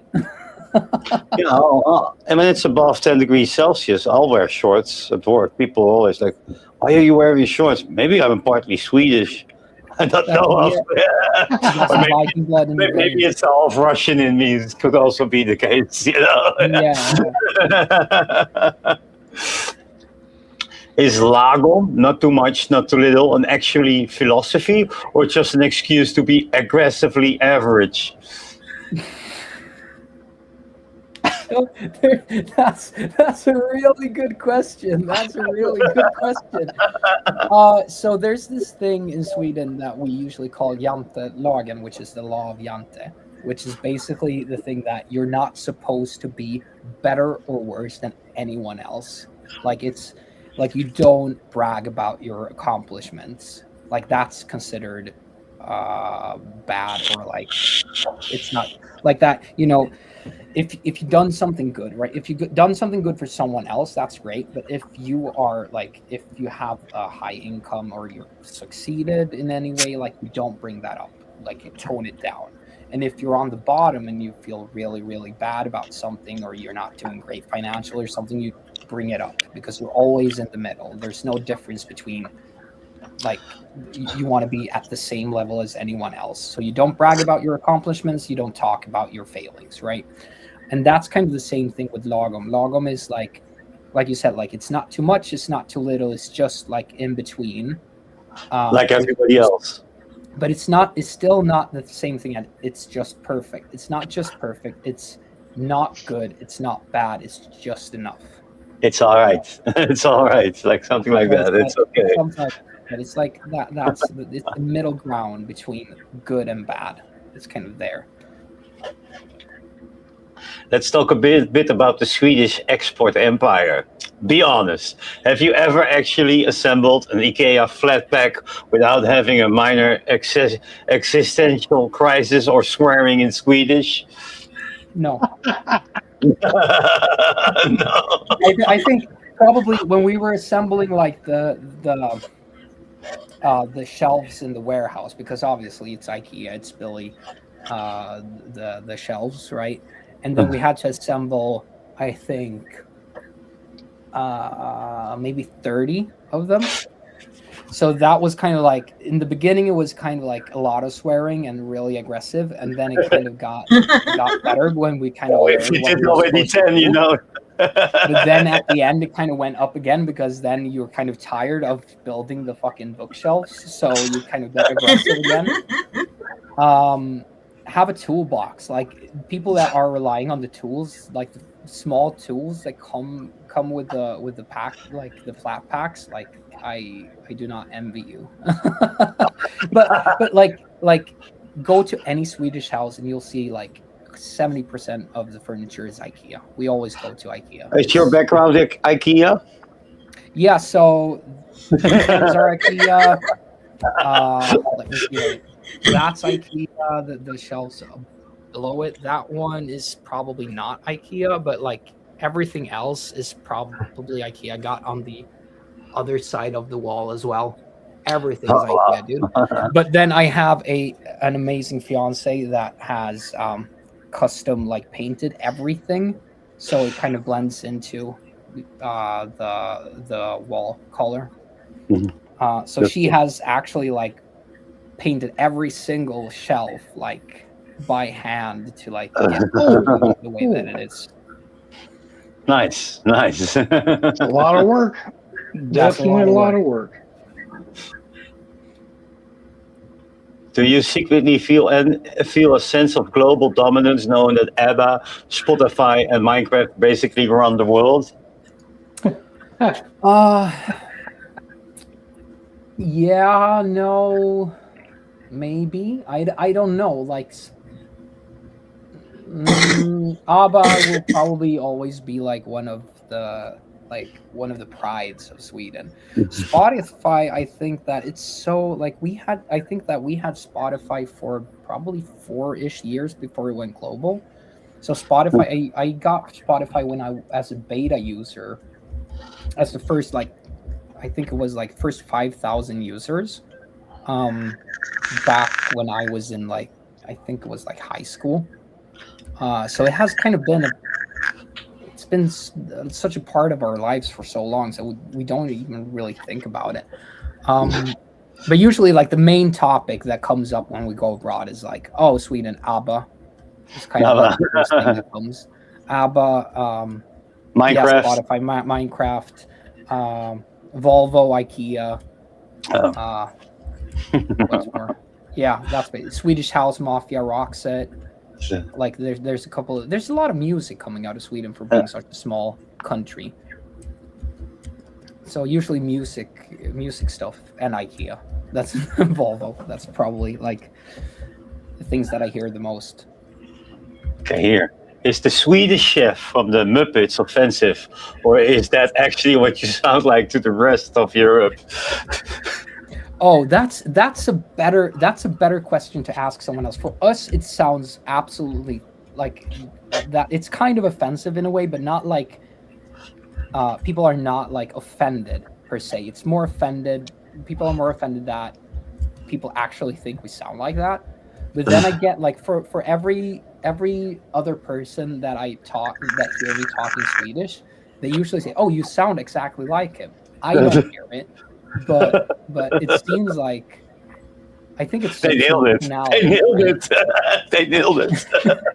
So to a lot of other people, they actually nailed the Swedish chef. We do enjoy the Muppets in Sweden as well. Like it was really big in Sweden when I was growing up. So, yeah, I don't think anybody takes offense, but I think that everybody's kind of dumbfounded that people actually think we sound like that. And there are some unspoken rules Gemini tells me about. What happens if you try to use the communal laundry room, the tvatsstuga, without booking your exact slot on the board? Is it immediate exile? If you're not doing what? If you use the communal laundry room. Yeah. Is without booking your exact slot on the board. Your eviction. Dude. Like, get out. Like get out. Yeah. No, like if you have like a communal laundry room and laundry room, and you stay a minute over your time slot, and and you get down there and there's someone else like washing on your time slot. Dude, like that will cause. That's the only, like, one of the few times when Swedes will be confrontational. They'll go off, they'll knock on your door, and they'll be like, "Get your shit out. I don't care if it's like still wet. You get it out now. This is my slot." That's that's actually kind of fun that you found that out. That is actually one of the few times that Swedes are confrontational and not like just keep it to themselves. That's hilarious. Yeah, Gemini is awesome, right? Yeah. Why is the concept of queue so sacred to you? Do you practice standing perfectly spaced apart in your free time? Yeah, so queuing is I've heard this before as well. Like it's like people are are shocked on how much we queue.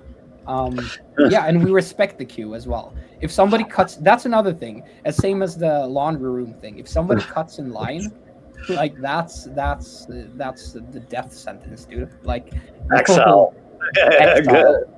No, that's like the queues are sacred. That's the queues are sacred.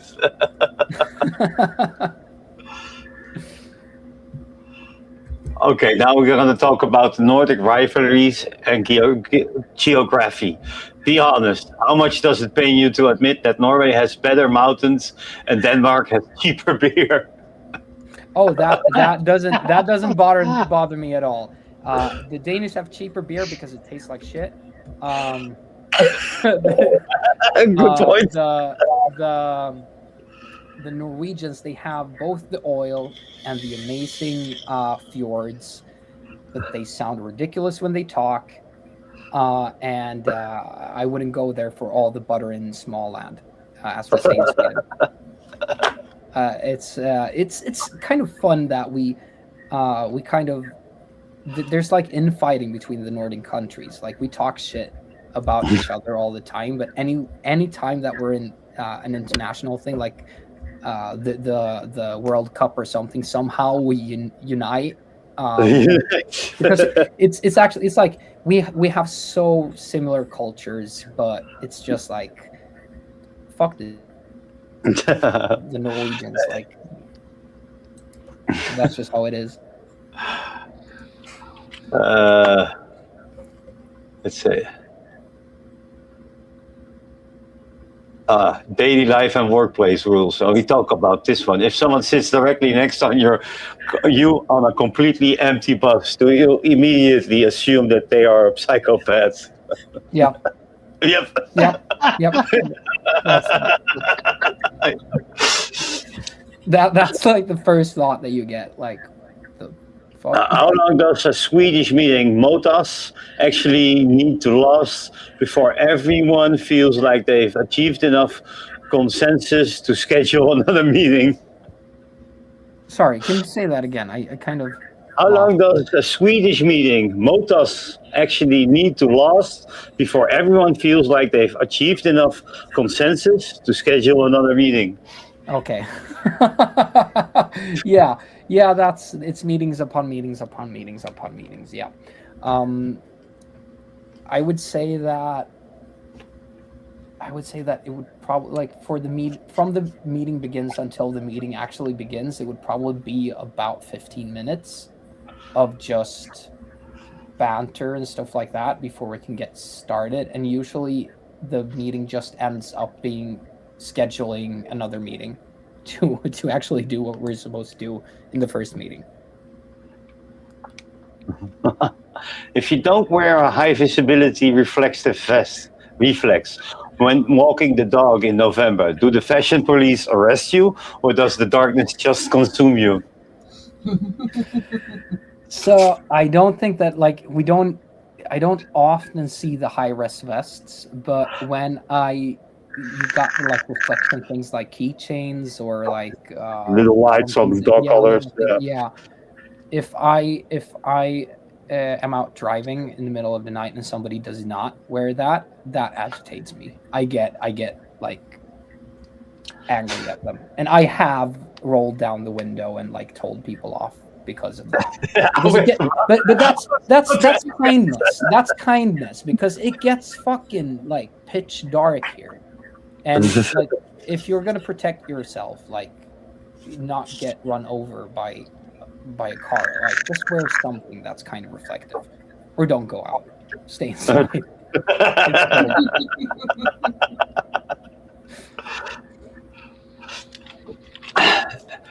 Let's see. Let's skip a couple.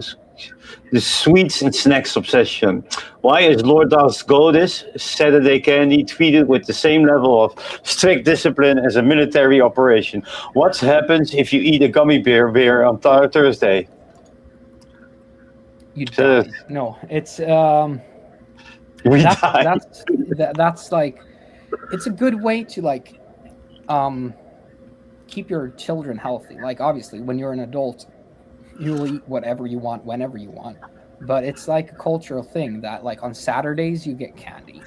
And I think it was, if you're thinking back to like when TV shows started airing, kids shows was always scheduled on Saturdays. So it was like Saturdays are like you're free from work, you're free from school, you got your Saturday morning like kid shows, and then you got the candy.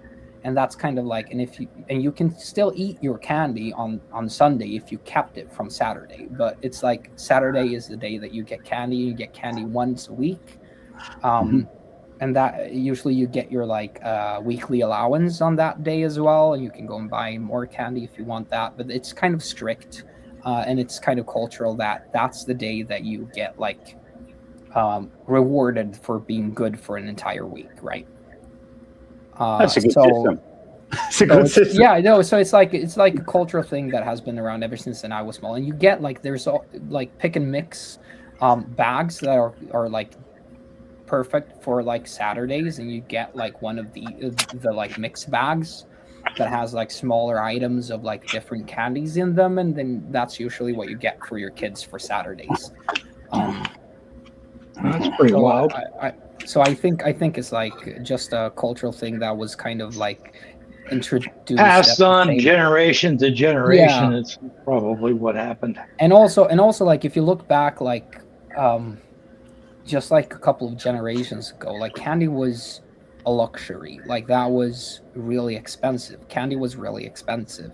So it's like you couldn't afford to go buy like a bar of chocolate every single day. Like that would be something that's on occasion, right?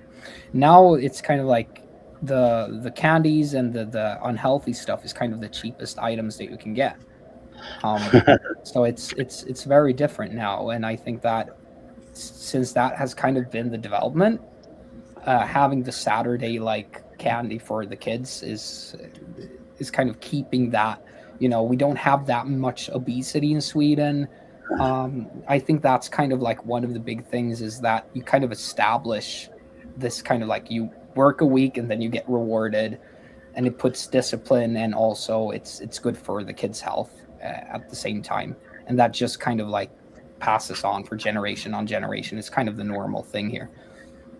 I think they should pass it on globally. It sounds good. We have a big obesity problem here in the United States. All those processed colorings and the sugar and stuff like that will make kids misbehave as well extra because, you know, ADHD and sugar. So on candy when I was younger. Try to convince a kid that has been able to have candy every day that they're just gonna eat candy on 1 day a week. Like I would pay, like I would have like a pay-per-view, like I would pay for seeing that argument with that kid and see like the reaction on Saturdays. That's the only time that you can eat candy, right? The kids of my girlfriend also, like they want dessert. They just want a candy after dinner. It's like, can I have dessert? It's gonna be candy. It can be like custard, it can be pie, it can be anything. Well, let's go a little bit on communication. If ocean means oops, how big of a disaster does it have to be before you escalate it to something stronger? Sorry, I don't understand that at all. If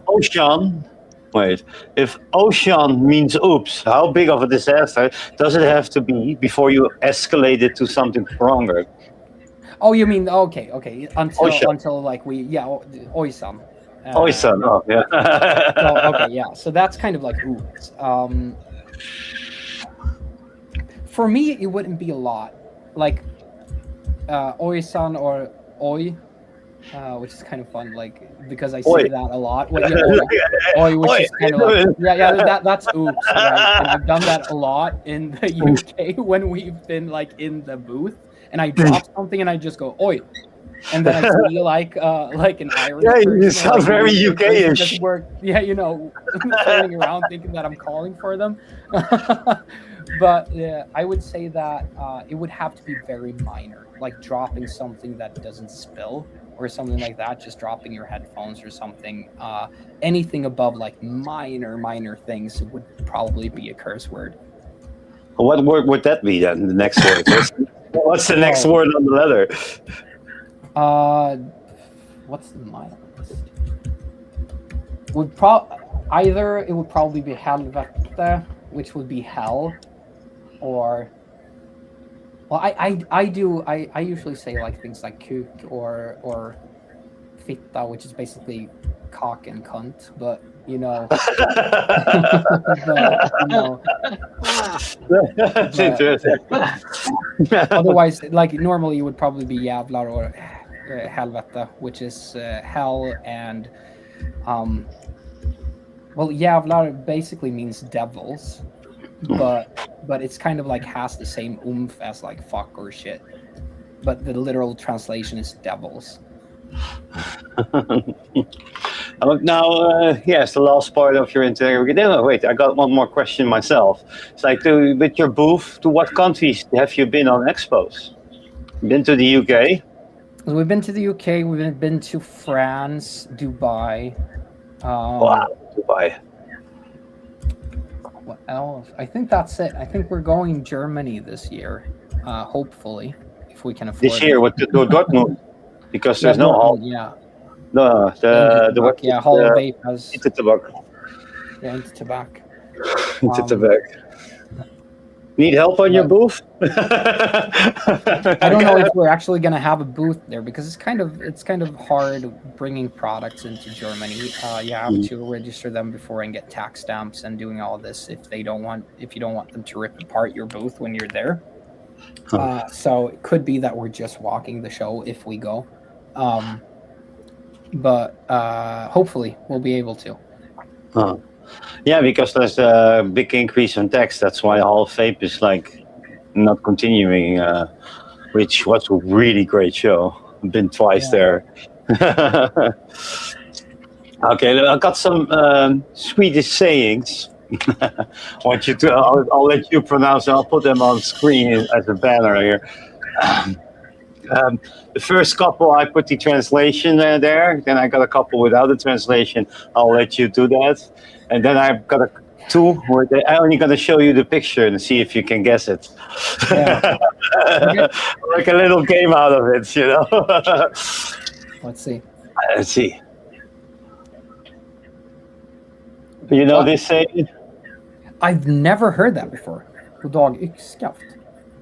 Yeah, it means good day axe handles. And then I'll grab the explanation there. That comes from View Stockholm. Where is it? Hey, where are they? I lost them. Where did I get that one from? Wait, give me a moment. Need to go to my email again. You never heard of this? Oh, okay. No, I've never heard someone say it. I think it's quite old, but okay, I understand what it's about. You know it? So Wait, it's like when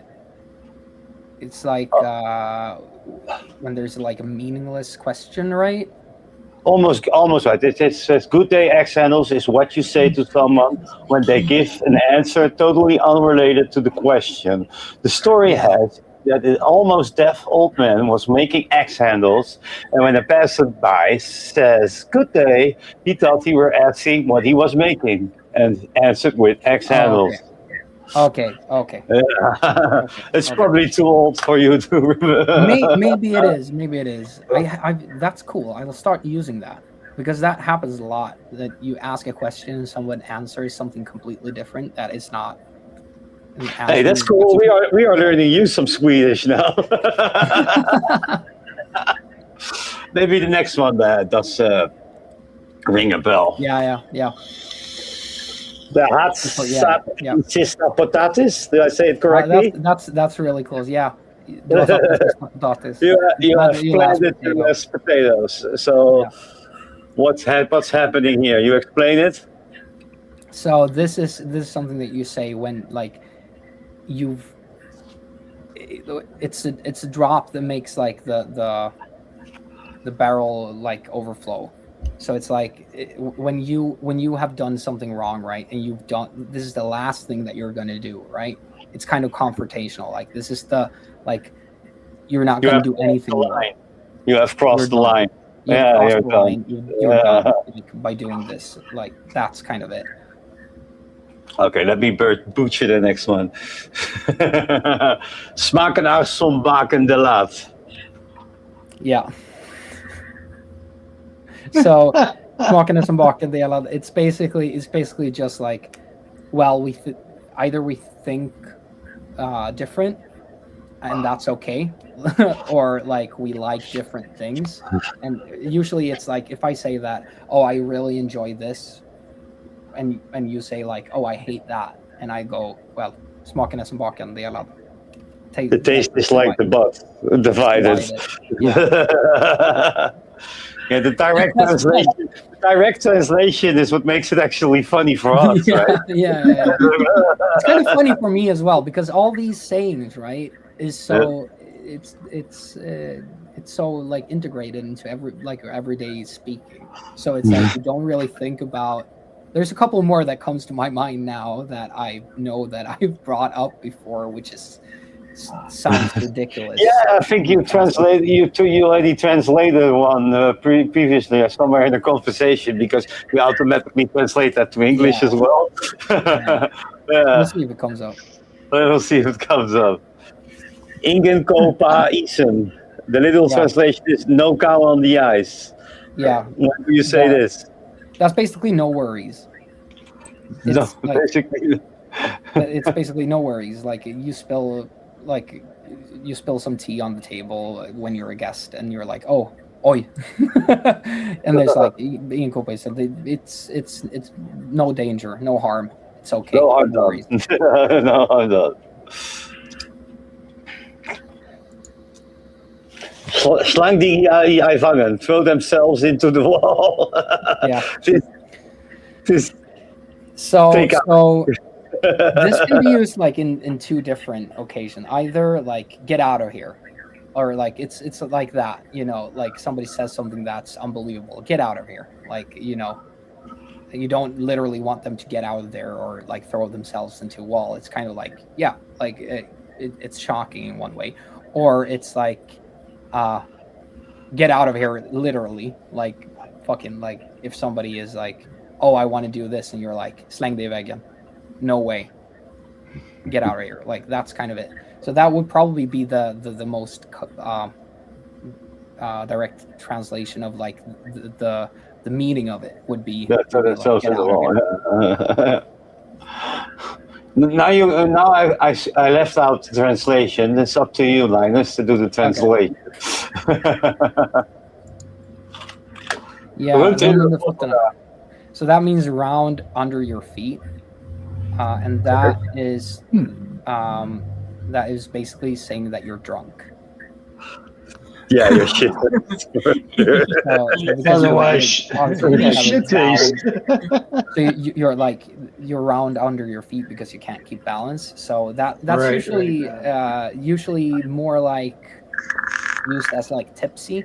That you're tipsy. You're not like full on drunk. You're tipsy. So like, how drunk are you? Well, I'm runt under fötterna. I'm a little bit tipsy. I'm a little bit tipsy. How about this one? Oh yeah, Okay. Forest.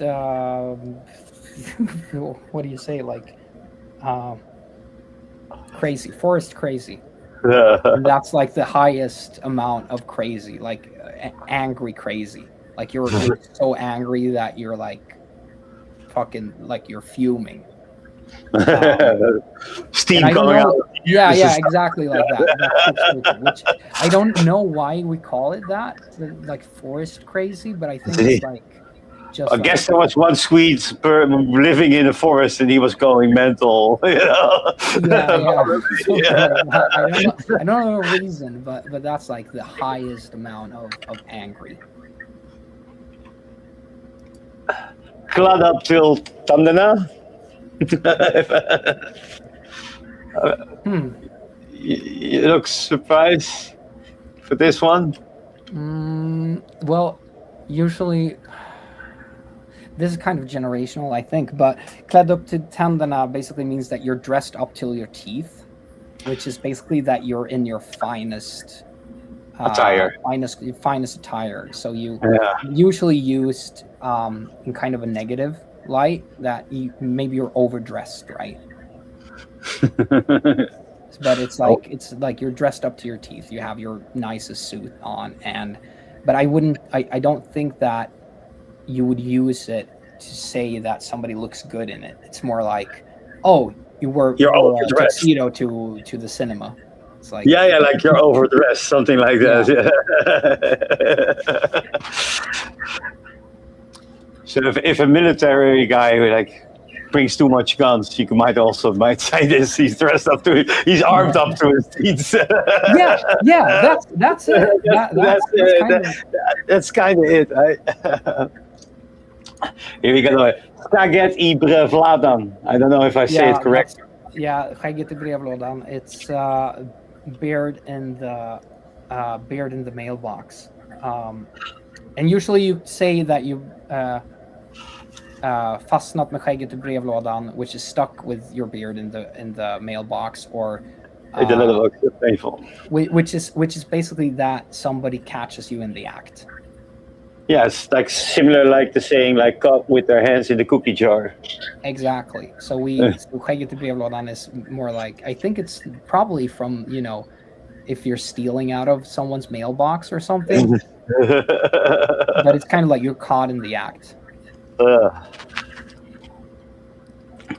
This one really sounds a bit German to me, because that Liger and the Hoens begraven, those last two words are very German. Means there's a dog buried here. Which is basically something's off. Yeah, something fishy is going on. Something fishy is going on, yeah. There's something not right here. Here's another one. Kop inte grisen I säcken. Köp inte grisen I säcken. And then we talked about this, and I had a conversation with Sam Bogan about this, and he kind of explained this to me, because I didn't know this before, but this basically don't buy the pig in the bag. Which it kind of comes from medieval times, when you would buy pigs at markets, like piglets at markets. And basically what they would do is that they would give the piglet in a bag, and sometimes they would put like a cat inside the bag instead to fool you. So because like a pig would give you like meat and like it was a really good animal, but the cat was kind of just like it served no use. So they would switch it out, and that's why you shouldn't buy the pig in the bag, because it could be a cat, right? You're getting fooled. So don't get fooled. And you have the same thing, like you said, like in English, which is in the Netherlands we have like, ik heb een kat in de zak gekocht, which means I bought a cat in the bag. Yeah. Probably from the, that's in English as well. Like, don't let the cat out of the bag, right? Which is from the same thing, but it's just that we say that you don't buy the pig in the bag, and it's basically don't be fooled. Like, until you've heard everything. Like don't like and the same thing is like you're letting the cat out of the bag, which is like the truth is coming out, right? The cat's out of the bag, the truth is out. It wasn't a pig, right? And it comes from the same thing. It's just like two different sayings from the same kind of like thing in medieval times. It's like I bought the cats in the bag as you already got fooled. It's like one step. It's funny how these sayings link to each other. It's cool. Where was I? Kop in Instagassen. This. That's Vom en Plaats. Exactly. So that's easy as a small pancake. Yeah. Which is translated as easy as cake. This what they say in English, right? Yeah. Which is just like something's really easy. What's easier, the cake or the pancake? I would say the pancake, because it's like, and this is a plat is a small pancake, so it's like even smaller and even simpler. Easier to digest. Slaat vlugger is small. It's the direct translation. This one. Hit two flies in one whip. So basically, like, you get. Well, if I go and pick up the kids and do the shopping at the same time, like, they only go out with the car once, and then it's like she nailed it. Two birds, one stone. Yeah. We say exactly the same in the Netherlands. Met één klap 2 vliegen raken. Dus hit 2 flies in one whack. So it's basically the same as for the. I got here another one. Tala op trollen. Yeah. Speak of the trolls. Speak of the 12. Speak of the devil. Look at the troll. Speak of the devil. The devil. That's just like we have. So that's kind of like if you're like that. That's kind of exactly the same thing. Like you talk about someone, they show up and call them. Speak of the devil. He's here. Like that's. We got 3 more. This is the last one without a picture. Na katan bota dansa ratona par bordes. Yeah. Butcher. So, Butcher this- it. That's when the cat's away, the rats dance on the table. Which I think, do you have like a similar one? In Yeah, we do. When the cat's away, the mice will play. Yeah. Oh yeah. And when the cat's away, the mice will play. Also the muis op tafel in the Netherlands. So this is a worldwide one. Now you don't have to explain that one. Yeah. Let's see. Let's go with the picture. See if you recognize this saying.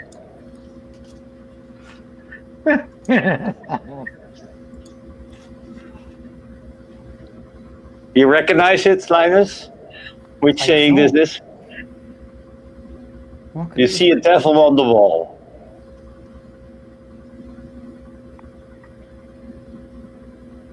be? I don't know. Which one is Interesting. this? Okay, let's put it on screen then.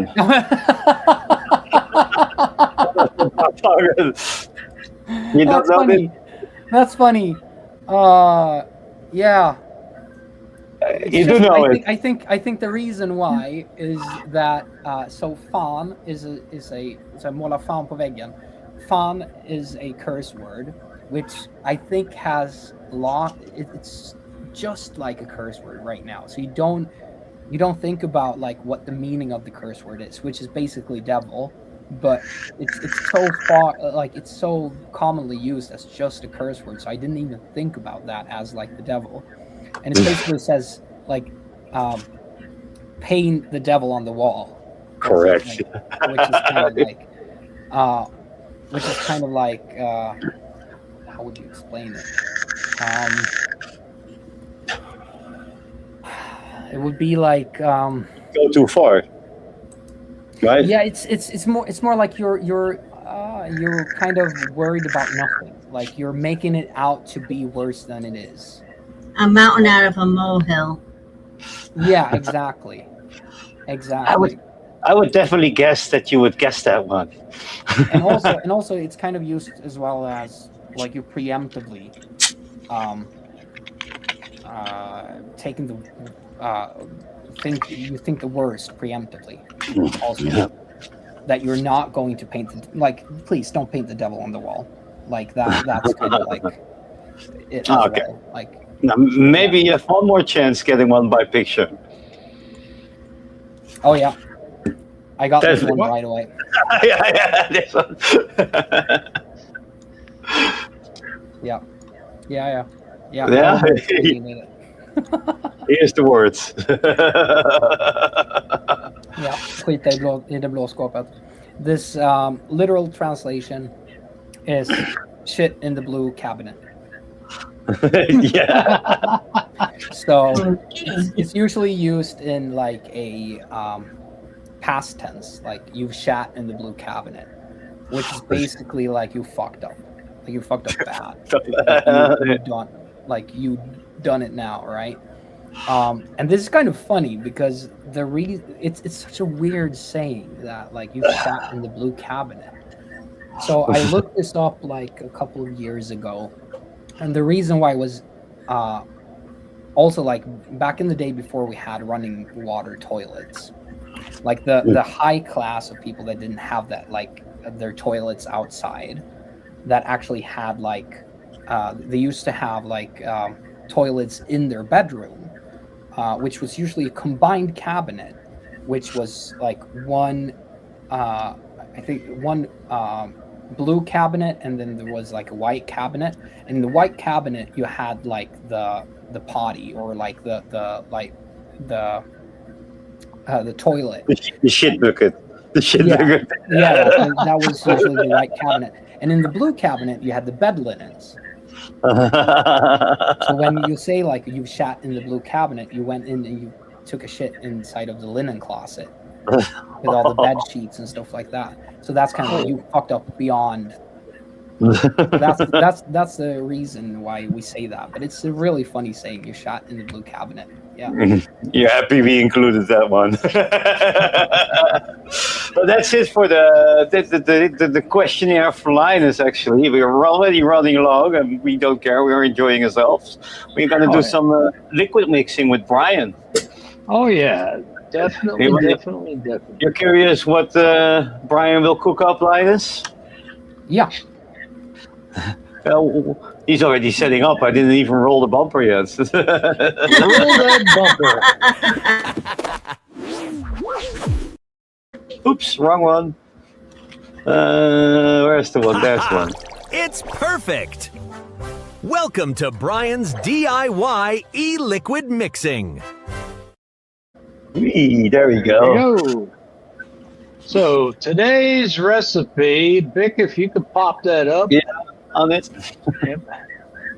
That's what we're working with. Now, on the left-hand column, you're going to see the amount of nicotine base that I've already got pre-prepared and the amount of flavorings I'm going to put in, and it's going to make 30 mils total. So we're going to set our pre-mix 3 milligram base on the scale, and we're going to tare that out into 0.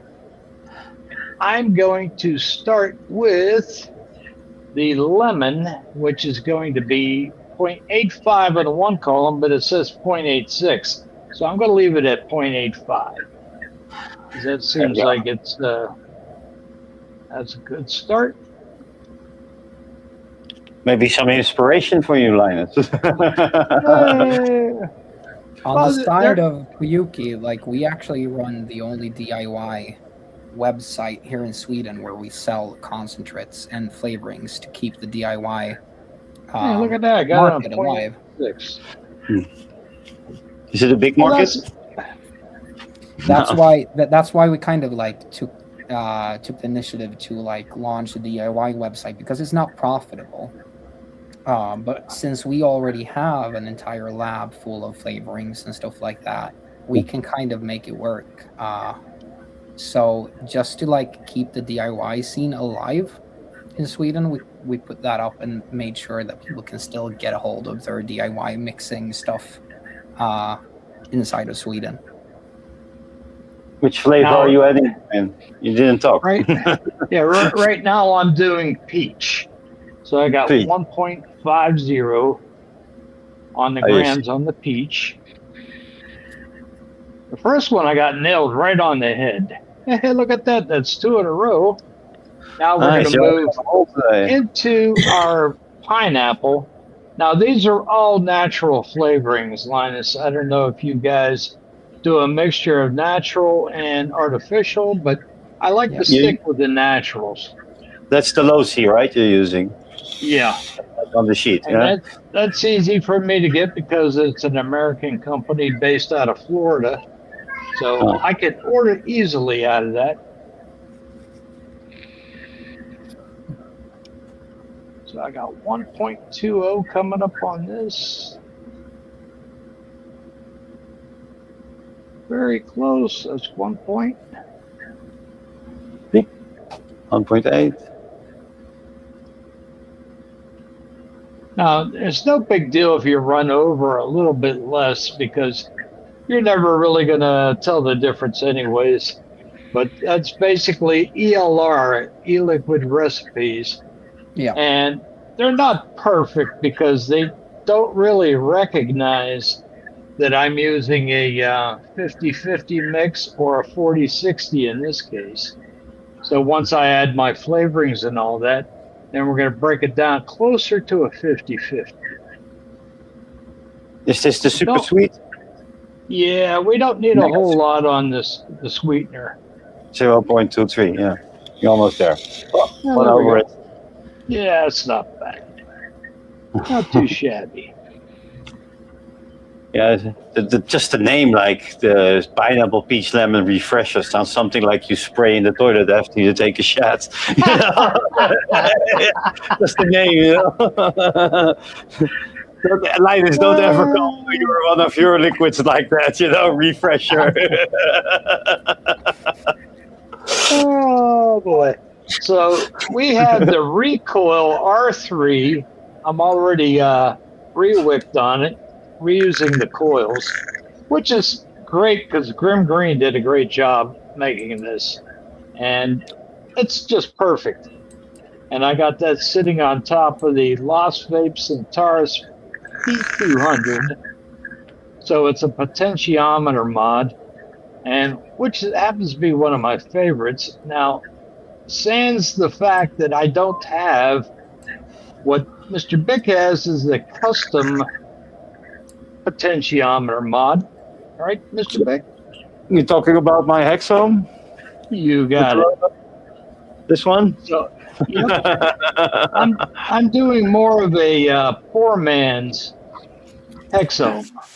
As it works for you, it works for you. It keeps you off the stinkies, right? That's it.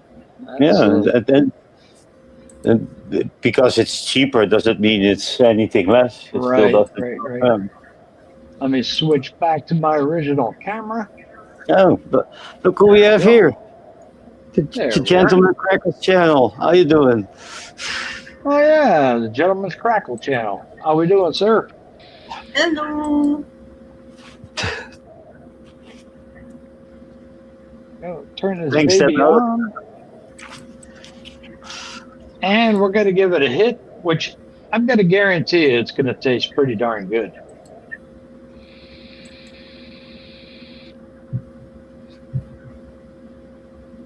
It's gonna taste better after a week or so. Oh yeah, definitely. Well, you got to remember, I'm set around 80 watts here, maybe 85 watts. I don't know if you can see the dial on there, but that's where I'm sitting. And it's really good. Very, very good. Now, that's just shake and vape, but I would recommend, like on the natural flavors, I'll go 5 days on a steep time. If I'm going to use an artificial flavor, I'll generally do that up to 2 weeks. And the reason being is the natural flavors, you're going to use a little bit more in the way of content and the amount that you're using versus the artificial. But at the same time, they seem like they meld together the flavors a little bit better after 5 days. So after 5 days, you're pretty good to go. Linus, I'm not sure what type of steep time you guys use to get your final product and taste tested, but I'm sure it's about a week at least. Yeah. Depends on what type of flavor it is. Since we're usually doing mixes in short fills, so nic free, so you don't really get the same level of steeping as you get with the nicotine. I would say that usually like fruit flavors, candy flavors, stuff like that, next day is basically as good as you're gonna get. Like it's not gonna be much better in like 5 days if you don't add the nicotine. When it comes to tobaccos, custards, dessert flavors, at least 1 to 2 weeks. It's not going to pop until that. That's why development times on like dessert flavors and tobaccos and custards and stuff like that usually takes quite a lot longer because we have to wait out to try the products before we can like say, oh, we have to change this or change that or just longer it's like development cycle. Like this recipe here. I already put it in chat before. If anybody wants to check it out, I worked on that maybe 6 months. There's the link to it if anybody wants to check it out and try it. But I wasted a lot of juice, but I did 10 mil shots to do the testing, and I think I got it just right on this one here.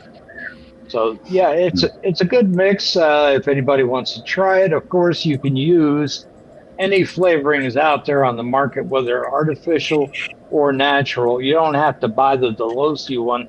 I just buy theirs because they're a real good brand. It's top notch. I have no problem with the base mix that I order because they'll do it for me in a 40-60 mix like I ordered. And it just turns out perfect. So there you go, sir. That is 2 days mix. My Ryoki's are very well steeped because it took a long time to get here from the UK. I sent Vic, I sent you a link to a recipe for an older e-liquid that we used to do called moose milk, which is basically like a Swedish unicorn milk. That's on e-liquid recipes if anybody wants to like mix it. It's still very nice. It's like a strawberry milkshake with graham crackers, I think. Yeah. Strawberry milkshake in here. Yeah, strawberry milkshake with graham crackers, like sprinkled on top of it. That sounds good, actually. Yeah, maybe you can make this one next week if you got the ingredients. Wait, I'll put it on screen. I'll send you the link later, Brian. There's a couple on that profile because that profile is used for our DIY website, which we have a couple of recipes on that we've done working with different e-liquid mixers here in Sweden, prominent e-liquid mixers in the DIY scene. So there's a couple there that could be fun to try out. There's also like a recipe for a Kuyuki liquid that was supposed to be in the Chronicle range, which we never released, which is a coconut banana pie. That should also be there. So feel free to try them out. I would try the Reaper because that's like an old Hi Shrek. Hi Shrek. Hi Shrek.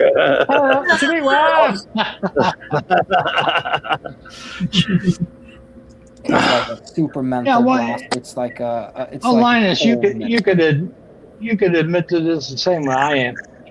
You could try different things until you come upon something that you truly like. Yeah. And sometimes you could strike a note between two different flavors that's going to produce even another flavor that you never thought was possible. So it's very interesting. It is. Yeah, definitely. Like one of those liquids that I really was kind of like shocked by worked is like, because usually the way that we do liquids, we have for any fruit flavors, we have 3 flavors that we combine.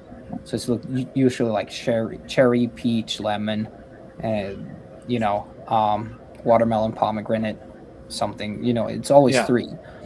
But one that kind of shocked me was we did one that has been one of my favorites ever since we released it, which is a guava aloe vera dragon fruit. Well, that sounds good. Really, really nice. It's very different. It's kind of like almost kind of get the same kind of vibe that I did when I tried like cucumber in a vape, which is really interesting. And then back in like when disposables started to come out, like Nasty Juice did a disposable that was supposed to taste like mineral water, which I remember that. I kind of enjoyed that because it was like it didn't really taste like anything at the same time as it kind of tastes like something, and it was just like kind of refreshing. But I think it's also when you're looking at the disposable market as well, or those kind of Chinese stuff, it's always like a shit ton of sweeteners and shit ton of, especially when it comes to like the Nick salts for the bakery stuff, the dessert range, they just like put a lot of sweetener in there, and I'm like, no, this is not completely it. If you do Nick salts and you do freebase, but do you reformulate the formulas in the Nick salts to work into a pot, or is it just exactly the same recipe? So it's usually like quite close. The only thing that we usually have to do is we have to boost the flavor a little bit because it's going to go into a 10-watt system. But then also like PG. Yeah, there's higher PG as well, which kind of boosts the flavor in itself. So it's usually not by a lot. But I would say that maybe a 15-20% flavoring difference. Sometimes we have to, especially with dessert flavors, we have to like change out a little bit, just because having a longer coil life. Right. And then it's just that it's 50-50 instead of 70-30. That's usually the way that we go about it. But we haven't really released any of these like double concentrated flavors yet or anything like that because it's so hard to do and still not be like just one of the Chinese type of flavors. So we've been working on that for a long time, but it's hard to make something unique and not just another mango ice blast thing. Yeah, not another Chinese version. Yeah. I think the Chinese version, the majority of disposables are absolutely laced in neotame and super sweet at the same time. They put super sweet in, but they put neotame in, which is your disposable sweetener. Yeah, the neotame. I got like a liter. Nice as well. Yeah, I got a liter of like neotame that was diluted at like 1% in PG, and that shit was fucking. It was so sweet. You know, I would put in like a couple of drops, and that would ruin the entire liquid because it was so sweet. And that was diluted at 1%. I actually got hold of the extra sweet from Capella, and I thought, this isn't going to be as strong as Super Sweet. How fucking wrong were I? Oh yeah. Yeah, some people do like that super sweet, but I don't like over sweetened juice. No, I want to take 0.5% super. Yeah. When I do my mixing, 0.5 super sweet. Now I put 0.1% of extra sweet in because that is just stupendously stupid. Well, it's like the Low C's Mega Sweet. This stuff is really supercharged sweetness. Liquid sucralose, but it's concentrated. And you don't need a whole lot, which is great. Yeah, that extra sweet the same. I would actually say like to anyone that's DIYing a lot to look for powdered sucralose and just get like diluted into PG at like 10% because that's basically what these are, like the TFA. That's all it is. It's just sucralose and PG. The super sweet is 20%. But with the super sweet, it's diluted in water with citric acid and a couple of other things, so it can change the way that the flavors are working together. So I would say, usually what I do enjoy using the Capella Super Sweet, because usually I take that into consideration that it has citric acid in it, and it works very well with fruits. But I would say that the most cost effective, because it's quite expensive to get the sweeteners, and it's just sucralose and peach. You get 100 grams of sucralose powder and just dilute it yourself, because you'll come out you can't get that. You can't buy it without having a commercial license in the UK, because let's just say it looks very similar to an illegal substance. Oh yeah. From Colombia. From Colombia. Well, I have this like I have an instance when I imported like 25 kilos of WS-23 cooling agent in powder form, which got stopped by customs, which I was kind of like, oh, here we go. And they called me up and they're like, it's not a bomb. No. Is it? Like, it's not. It's not drug making paraphernalia. Yeah, and I was like, no, it's definitely not a bomb. It's not flammable. And they're like, okay. They just send it through without checking it. And I was like, okay. If it was sucralose or dextrose in the UK, they'd be turning around going, what is your actual purpose of this? I'm putting it in e-liquid. Are you sure about that? You're not mixing methamphetamine or coke, are you? That's what we used to do. We used to cut it. Well, Linus, you were talking about the super concentrated ones. And here's a good example right here. Craft Flavors, Mandarin. Mm-hmm. This is probably the strongest orange flavor you're ever going to have. And you got to really watch, because if you go on ELR site, look it up, see what the minimum and the maximum used. You still have to be careful, because this thing is super concentrated. Yeah, but it's super strong. There used to be a nice liquid you used to be able to get can't get it these days. TFA Smooth. TFA I still have a little bit You used left to of put a that. little bit of that in it. Trust me, it just like it took your peak flavor and just like put it on a perfect level. It Yeah. used to be lovely. I mean, they stopped making it now. Well, I can't get over it. Put it that way. Yeah, no, I think we still have it in stock. I've got 2 litres in garage because they Oh, turned yeah. around and said, "Oh, we're stopping making it." I went, "I'll have 2 litres, thank you." Yeah.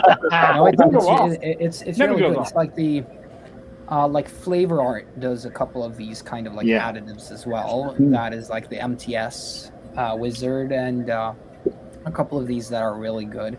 I would say like Flavor Art is probably like one of the best companies when it comes to accent notes or like having like using them just to like bring out a little bit extra. Especially when it comes to tobaccos, they have the best tobaccos just because they actually make their own like from tobacco leaves. Right, You can have your like So they do like what Les Picking used to do. yeah, Juice so Cabin. they're really He good. used to make them How you direct. doing, buddy? Doing You all use right? flavor or tobacco in the States, Brian? Which tobacco did you We use a lot of different, like I would say that obviously I'm not going to go into the recipes of our No. liquids, but I would say He's not that going to put the recipe up here. I would say that it contains like different flavors. Got your pens and contains paper. tobacco. Yeah, exactly. I actually had one email one time from a guy that basically asked me like, could I please have the recipe to this liquid? And I was No. like, no, Nope. that's kind of like what I make my living off of. It's That's kinda a like trade like- secret. And yeah. I got the mail back like, but please. And I was like, no, But no. sorry, like I can't do that. Like I spent like 4 months developing this recipe. I'm not just gonna give it away. And he got really angry at me. Like I was, well, is this what's wrong with you? So you only put, if you stop like selling a certain liquid, then you put the recipe up or something like that, like what you did with the other. Yeah, I think we would. There's a couple of liquids that we have discontinued that I could be putting up, but it's the same thing, kind of like they're discontinued for a reason, right?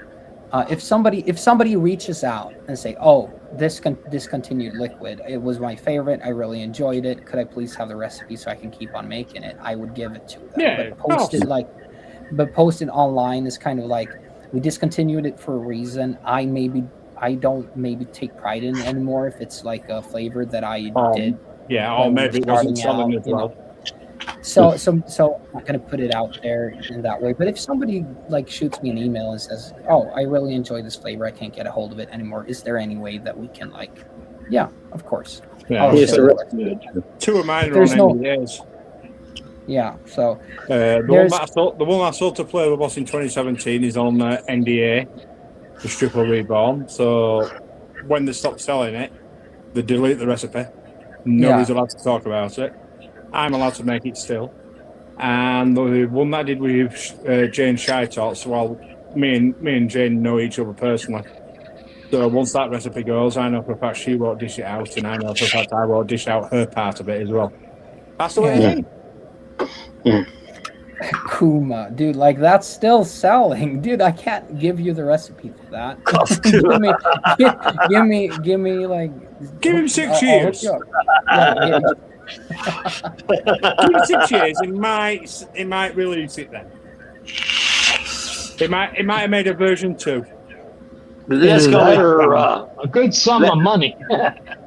Let's do some memes now, shall we? Do some laughing my ass We off. can do that.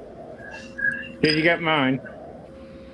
Yeah, I got a couple I of think you them. got them all.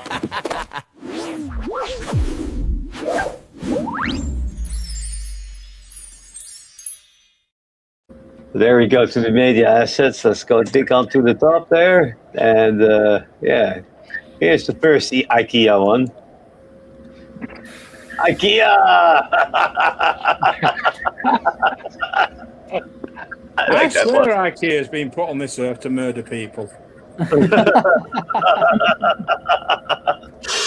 Oh, he's putting his hand to good use, I guess. You know, you Like can an scrub upside-down bog brush. You can clean your toilet like this, you know. Oh, Just put his head in. Looks like someone to caution to the wind. Oh, that's good.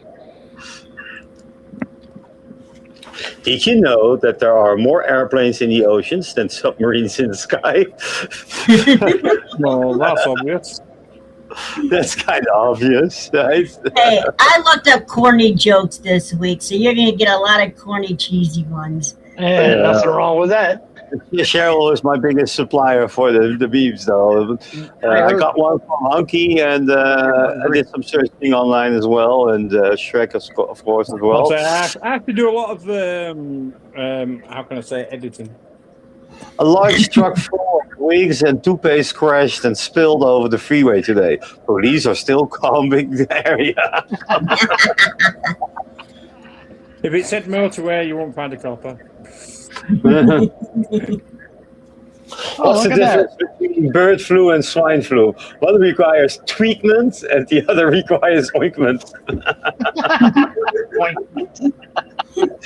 I laughed so hard about it. It's so cheesy. It's cheesy. That is kind of cheesy. Oh no, I'm under attack. That's when kids have nothing to do.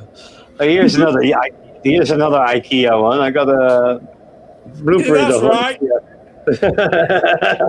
things you need to buy. Entrance, exit. That's a true story. That's a true story. You have to walk through the whole store, you know, to get the things you need. You did miss out. There's quite a few like little secret segments that you can actually like sneak through. Yeah. But potentially, yeah. But they hide it. They hide it. The yellow dot is the yellow dot is your things you need to buy and restaurant. And restaurant. And Mac now supports Windows. I don't think it lasts right long.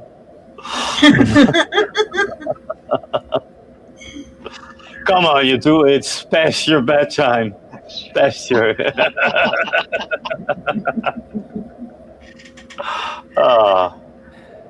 Beep, beep, beep, beep, beep, beep, beep, beep, beep, beep, beep, beep. Strangely, no one could hear the truck backing up.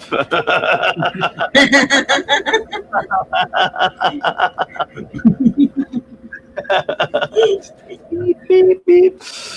Big comes with the truck. And there you go. What kind of shorts do clouds wear? Thunderwear.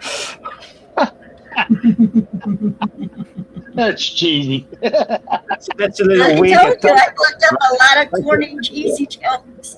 Yeah, that's a little weak at Thundercloud as well, right? There you go.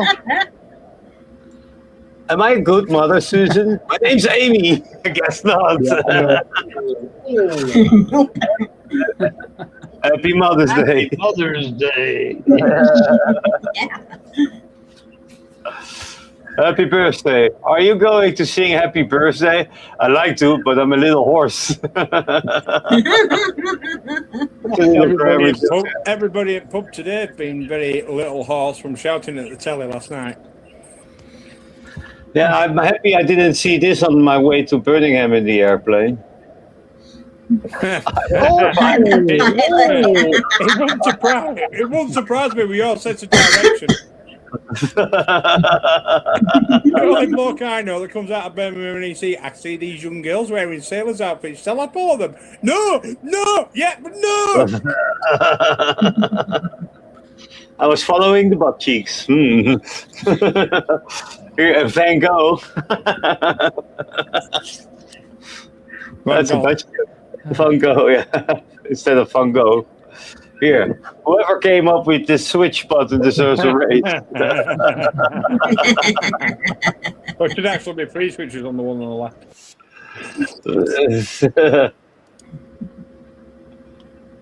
She got mad because I asked if she was Kevin or Marcus. Like, Oh. You never know these days. Come on. No, you never know. And here we got some serial killers. Serial killers. Oh, dude. Serial killers. Stupid.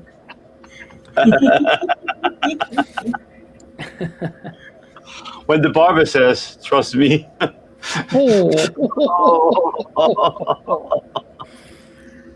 Oh, that's rough.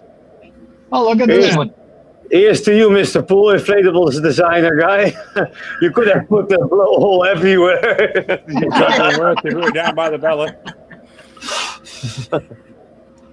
Yeah, but it's appropriate place for a little hole there, right? Yeah, so but it could have been worse on the belly where his cock should have been. Yeah. Perfect design. Perfect design. Yeah, here we go. No, Swedish ducks. I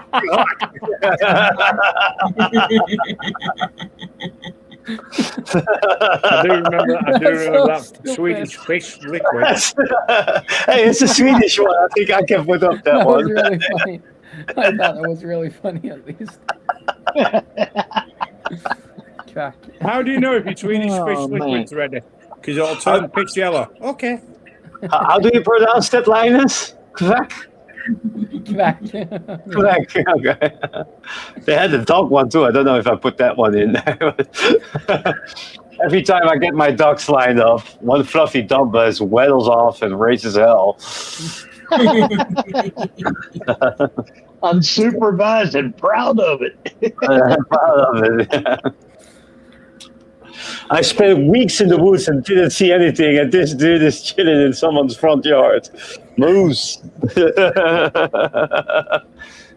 He's been That's moose a good hunting one. in the woods. Yeah. How about this one?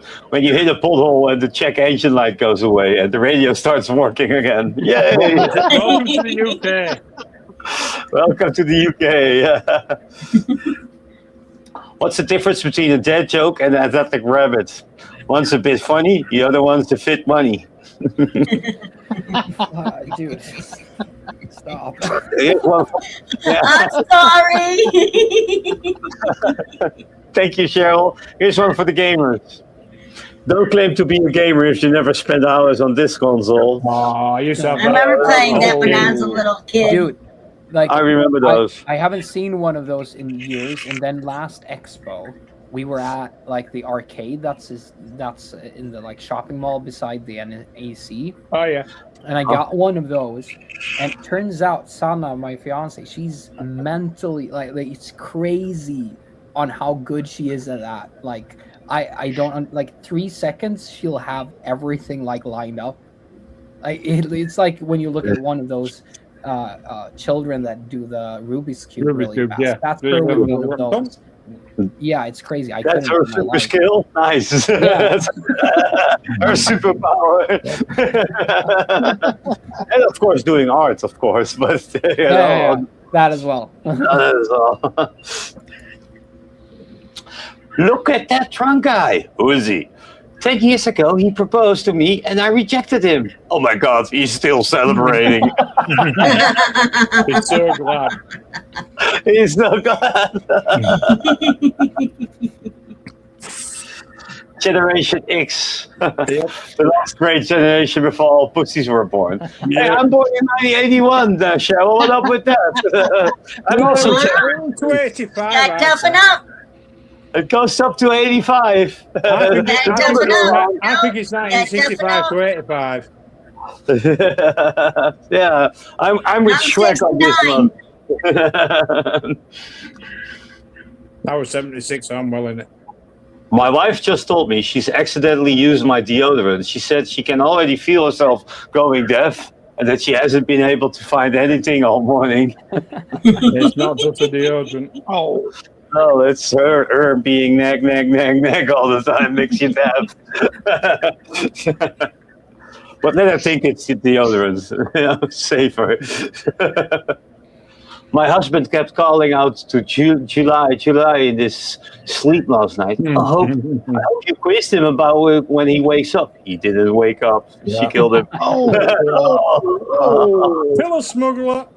He's still dreaming about Julie. He ain't waking up.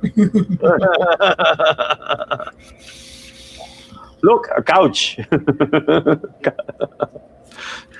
It's really lame.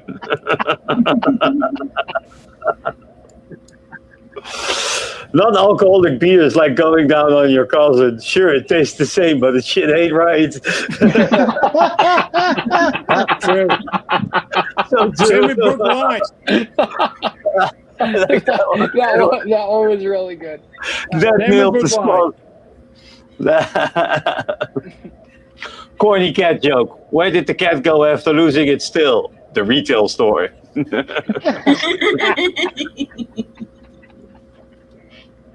That's a really too funny. joke. Here you go. Waking up in the morning, reaching for your vape. True story. That's all. That's all of us, I guess. This one he sent me.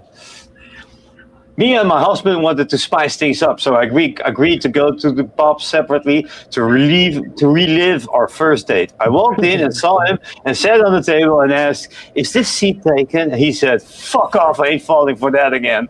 Yeah.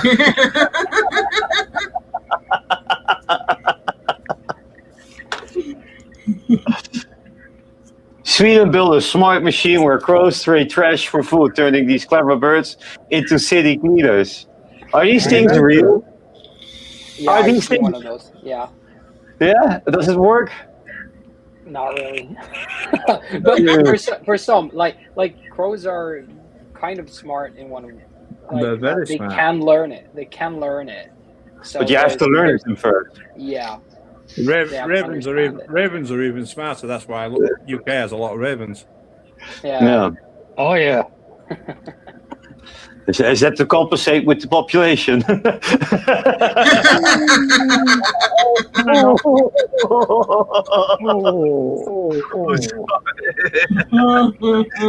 that out there.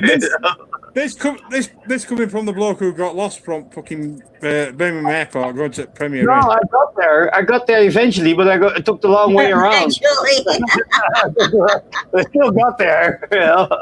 Well, it took got how long? there. 2 hours for a 5-mile walk? No, Oh it was my 1 hour or so, 45 minutes. Something like that. It was comedy. You can't drop it. Make a chair and then take a seat. I swear our kid have taken over from MFI. We used to have it in the UK. together, he's hired. MFI. If he puts the seats together, he's Yeah. hired. But with MFI, you were always missing a couple of bolts and screws or instructions, so you had to basically do it without instructions. I did it like for 1 year. I did like home delivery for IKEA. I hate Paxkast. I hate the PAX the PAX closet. You know, those were like long packets of 47 kilo you had to bring upstairs. Like one shipment was like a total of 900 kilos or so. Pretty heavy work, though. I didn't have the belly back then. I've fallen out with IKEA actually because I bought a mattress off them, and they gave me an 8-year guarantee. And 6 years into it, it's now flat as a fucking pancake. And I turned around and went, "Well, it's fucked." They went, trip out of warranty. I'm like, "How's it out of warranty? You were 30 odd stone." I'm like, "And I was 30 odd stone when I fucking bought it. You still sold me it."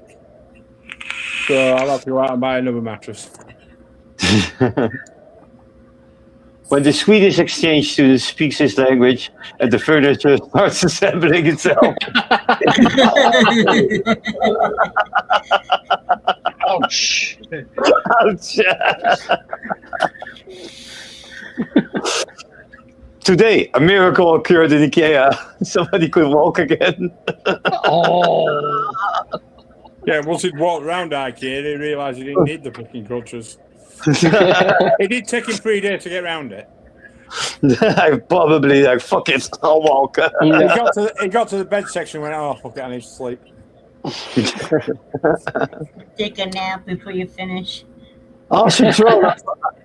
Awesome throne, I'm buying it. Damn IKEA. It's not just IKEA. Not been this nervous about a semi since the missus made me watch Brokeback Mountain. Oh. Ouch. We're getting into Shrek ones. We're getting to Shrek time. Him. Hey, babe, I'm Oh my starving. God. Since she Eat this and eat this. eat it. But the CPR dummies are having more fun than you. Oh. Ouch. Oh. The awkward moment when you get in the van and there's no candy. You grew up. You grew up. Yeah. Into my van. I've got candy. Eye drops are technically blinker fluid. True. You were dripping like that, Brian, when you're doing your liquid. Oh yeah, absolutely. Oh my God. Me trying to comfort my upset friend. What's up with you now, you city skins? Yeah, that's fucking accurate.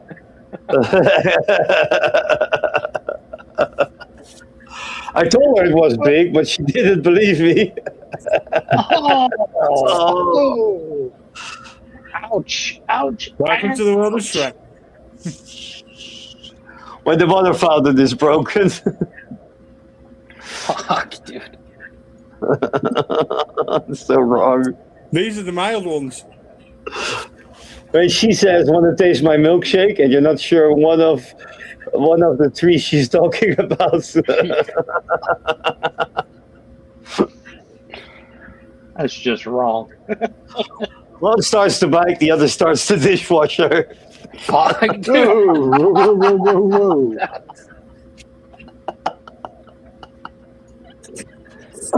You are without doubt the worst team I ever seen in a semifinal. Yes, but I am in this semifinal. That's true. Remember Klinger dressed like a woman to show that he was mentally ill. Mash. Toxic masculinity. There we go. That was a series of mashing in Vietnam. He wanted to get out of it, so he dressed up as a woman to prove they were mentally ill, so he could get booted out, so he could go home. Works like a charm. Doesn't work nowadays. You just get a female uniform now.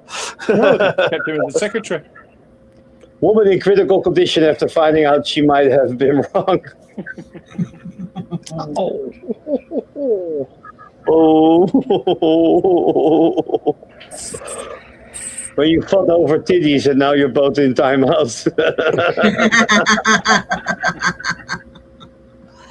Come on, why fight over that? There's supposed to be two of them, right? Yeah, one for each. Yeah. I guess they didn't want to One for share. each. Sharing is caring. You know?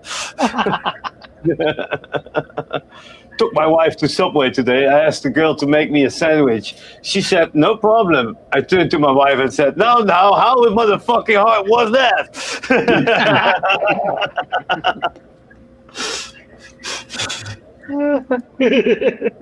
Heat wave latest. Councils across the UK rejoice after melting roads begin to fill in their own potholes. Yeah, really. Won't be long. Brooklyn Beckham thinks he's had it hard growing up. But what about us? We had to listen to his mom try to sing.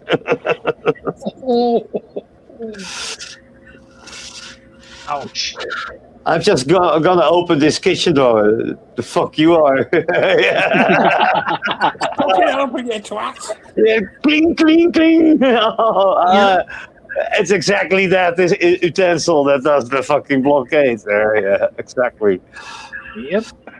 Growing Look at the up. eyes. Growing up is optional. Hell yeah. Boot polish on the binoculars. Yorkshire water. 5 ways to save water during the drought. Wash your pots and pans in your bath water after you had a bath. Only flush number 2s. Shower together, including parents and siblings. Drink alcohol instead of water. Really good one. Drive to Lancashire to wash your car. Unfortunately, I live in that neck of woods, and that is an actual poster. That saves you like Yorkshire water, right? Drive to Lancashire to wash your Yorkshire, sorry. Yorkshire. Not Yorkshire. Yorkshire. Yeah, Yorkshire. Yorkshire. You'll get there Yorkshire. eventually.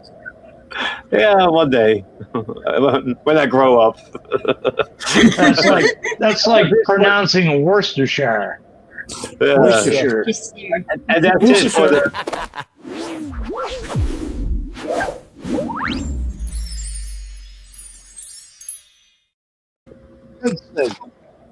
We've been at it for almost 3 hours. We're getting close to 3 hours. Everyone Yeah. calls it Worcestershire sauce, and it's like, no, it's not. It's Worcester sauce. Actually, we haven't seen what you're vaping on, Shrek. You want to show some off? All right. Next Limb 2. Oh, okay. Maybe not. Maybe so. Next Limb 2 with a 0.6 pod in it. The Next Limb 2 mini pod with 0.6 pod in it. And then the Aspire Pixel Max with, when I find the button, 0.4 coil in it. And it's all on because I've run out of Kayuki donut. Delicious. Strawberry There you swirl. go. Because I like the strawberries. Rude. To you. That's a quickie. That's a quickie. Linus has bobbed off thinking I'm going to be able to jaff and do fucking 5.5 hours. I think he wants to grab another coffee, I guess. He'll have thought, oh God, it's another vape reviewer, so he's going to have a buffet about fucking 20 minutes long, like Bic. I've got enough time to make a cup of coffee, get another bottle of Monster Frozen, and make some dinner before Effect finishes. Nope. Now, my buffets recently aren't that long. It's just a couple devices. Oh, it's right now. Couple hundred. Linus grabbed a cup of coffee. I just went to the bathroom. I can still hear you guys though, talking shit about me. You're expecting me to do a big buffet of 20 fucking minutes long, didn't you? Oh shit! There's a vape reviewer fucking doing the buffet. Here we go. I've got time to go for a toilet. I've got time to have a shit. I've got time to fucking do my invoices. I've got time to do my fucking packaging, and then I might just get back in time. Yeah, I'm really interested in that. Yeah. Well done. Yeah. No. No, Josh got me beat in lengthy buffets. I think Josh's buffet is longer than mine. I don't know. It didn't go live on Friday because his computer broke. Oh. Yeah, you're right. He didn't go live. It was going to go live, but then cooling fan broke. Oh. Yeah, I had a cooling fan break down. I just opened the lid of the fucking desktop and then put it like a real fan, like well, you put it in your room up, just put it on the computer and it worked like a charm, stayed cool, you know? I don't bother, I'll just use my phone. I know. So we've been you need to have a computer to do reviews. No, you don't. You just need a decent phone. a decent phone. Internet. That's it. Yeah. That's it. It's just more practical to do the editing on the computer for me, but some people do all their editing on their phones. I do. No. I do. So therefore, if I am somewhere where there's no internet, there's no signal, and there's feck all to do for 5 hours, I'll just go down. And I know I'm going to do it. I'll record like the download, the review part, download the music part. I'll edit the download section first, and then when it comes to the city downy speaky part, I'll record it, and then just leave it there, and then I'll put it all together when I'm stuck in a field with no internet, no diddly squat, and I'll just spend a couple hours in editing it all there. So then when I get home, I can upload it. Mm-hmm. Makes sense. Yeah, there's no worse than being somewhere where you can't get a battered phone signal. And trust me, there's a few places in England like that. No, I got like signal everywhere. Sometimes in certain buildings it's like crap, but otherwise everywhere we have signal over here in the Netherlands. But yeah, we're a small country, you know. Yeah. O2 in my neck of woods said that it's 100%. Well, it's 98%. 98%. O2 in the whole of like West Yorkshire. unfortunately, my street is in that 2% that fucking isn't. Yeah. I'm not kidding. I can go to the bottom of the street, I can go 100 meters left out my front door, and I get 5G. I can go 50 meters to my right and get 5G. It's like bastards. Yeah. No, it's the same thing here. We got 5G everywhere except for my kitchen for some reason. It's the only place I've. Is it made out of copper? Yeah. What are you cooking in that kitchen? Oh, yeah, exactly. Do you have a lot of copper implements there, like copper pans? I don't know. I don't think. I think it's just. I think it's just wood. Yeah, well, they use if you get a Faraday cage, it's made out of copper. Yeah. My apartment is like a Faraday cage. So let's call it a day for today. I'll put a link for an after show for people in there, because I see viewership declining very hard. I have to get going as well. I won't be attending the after show, but thanks for having me today. Well, thank you for coming on. Enjoy it, Linus. That's why it's so long. And we'll talk on the way. Yeah, it was wonderful. Definitely. Yep. Yeah, we'll definitely see each other again. Let's do this again. See you later. Let's stick with that. Take care. Thank you, sir. Bye. Bye. And I'll run the outro. Put the link in again. And everybody in the replay also. Thanks for watching this far.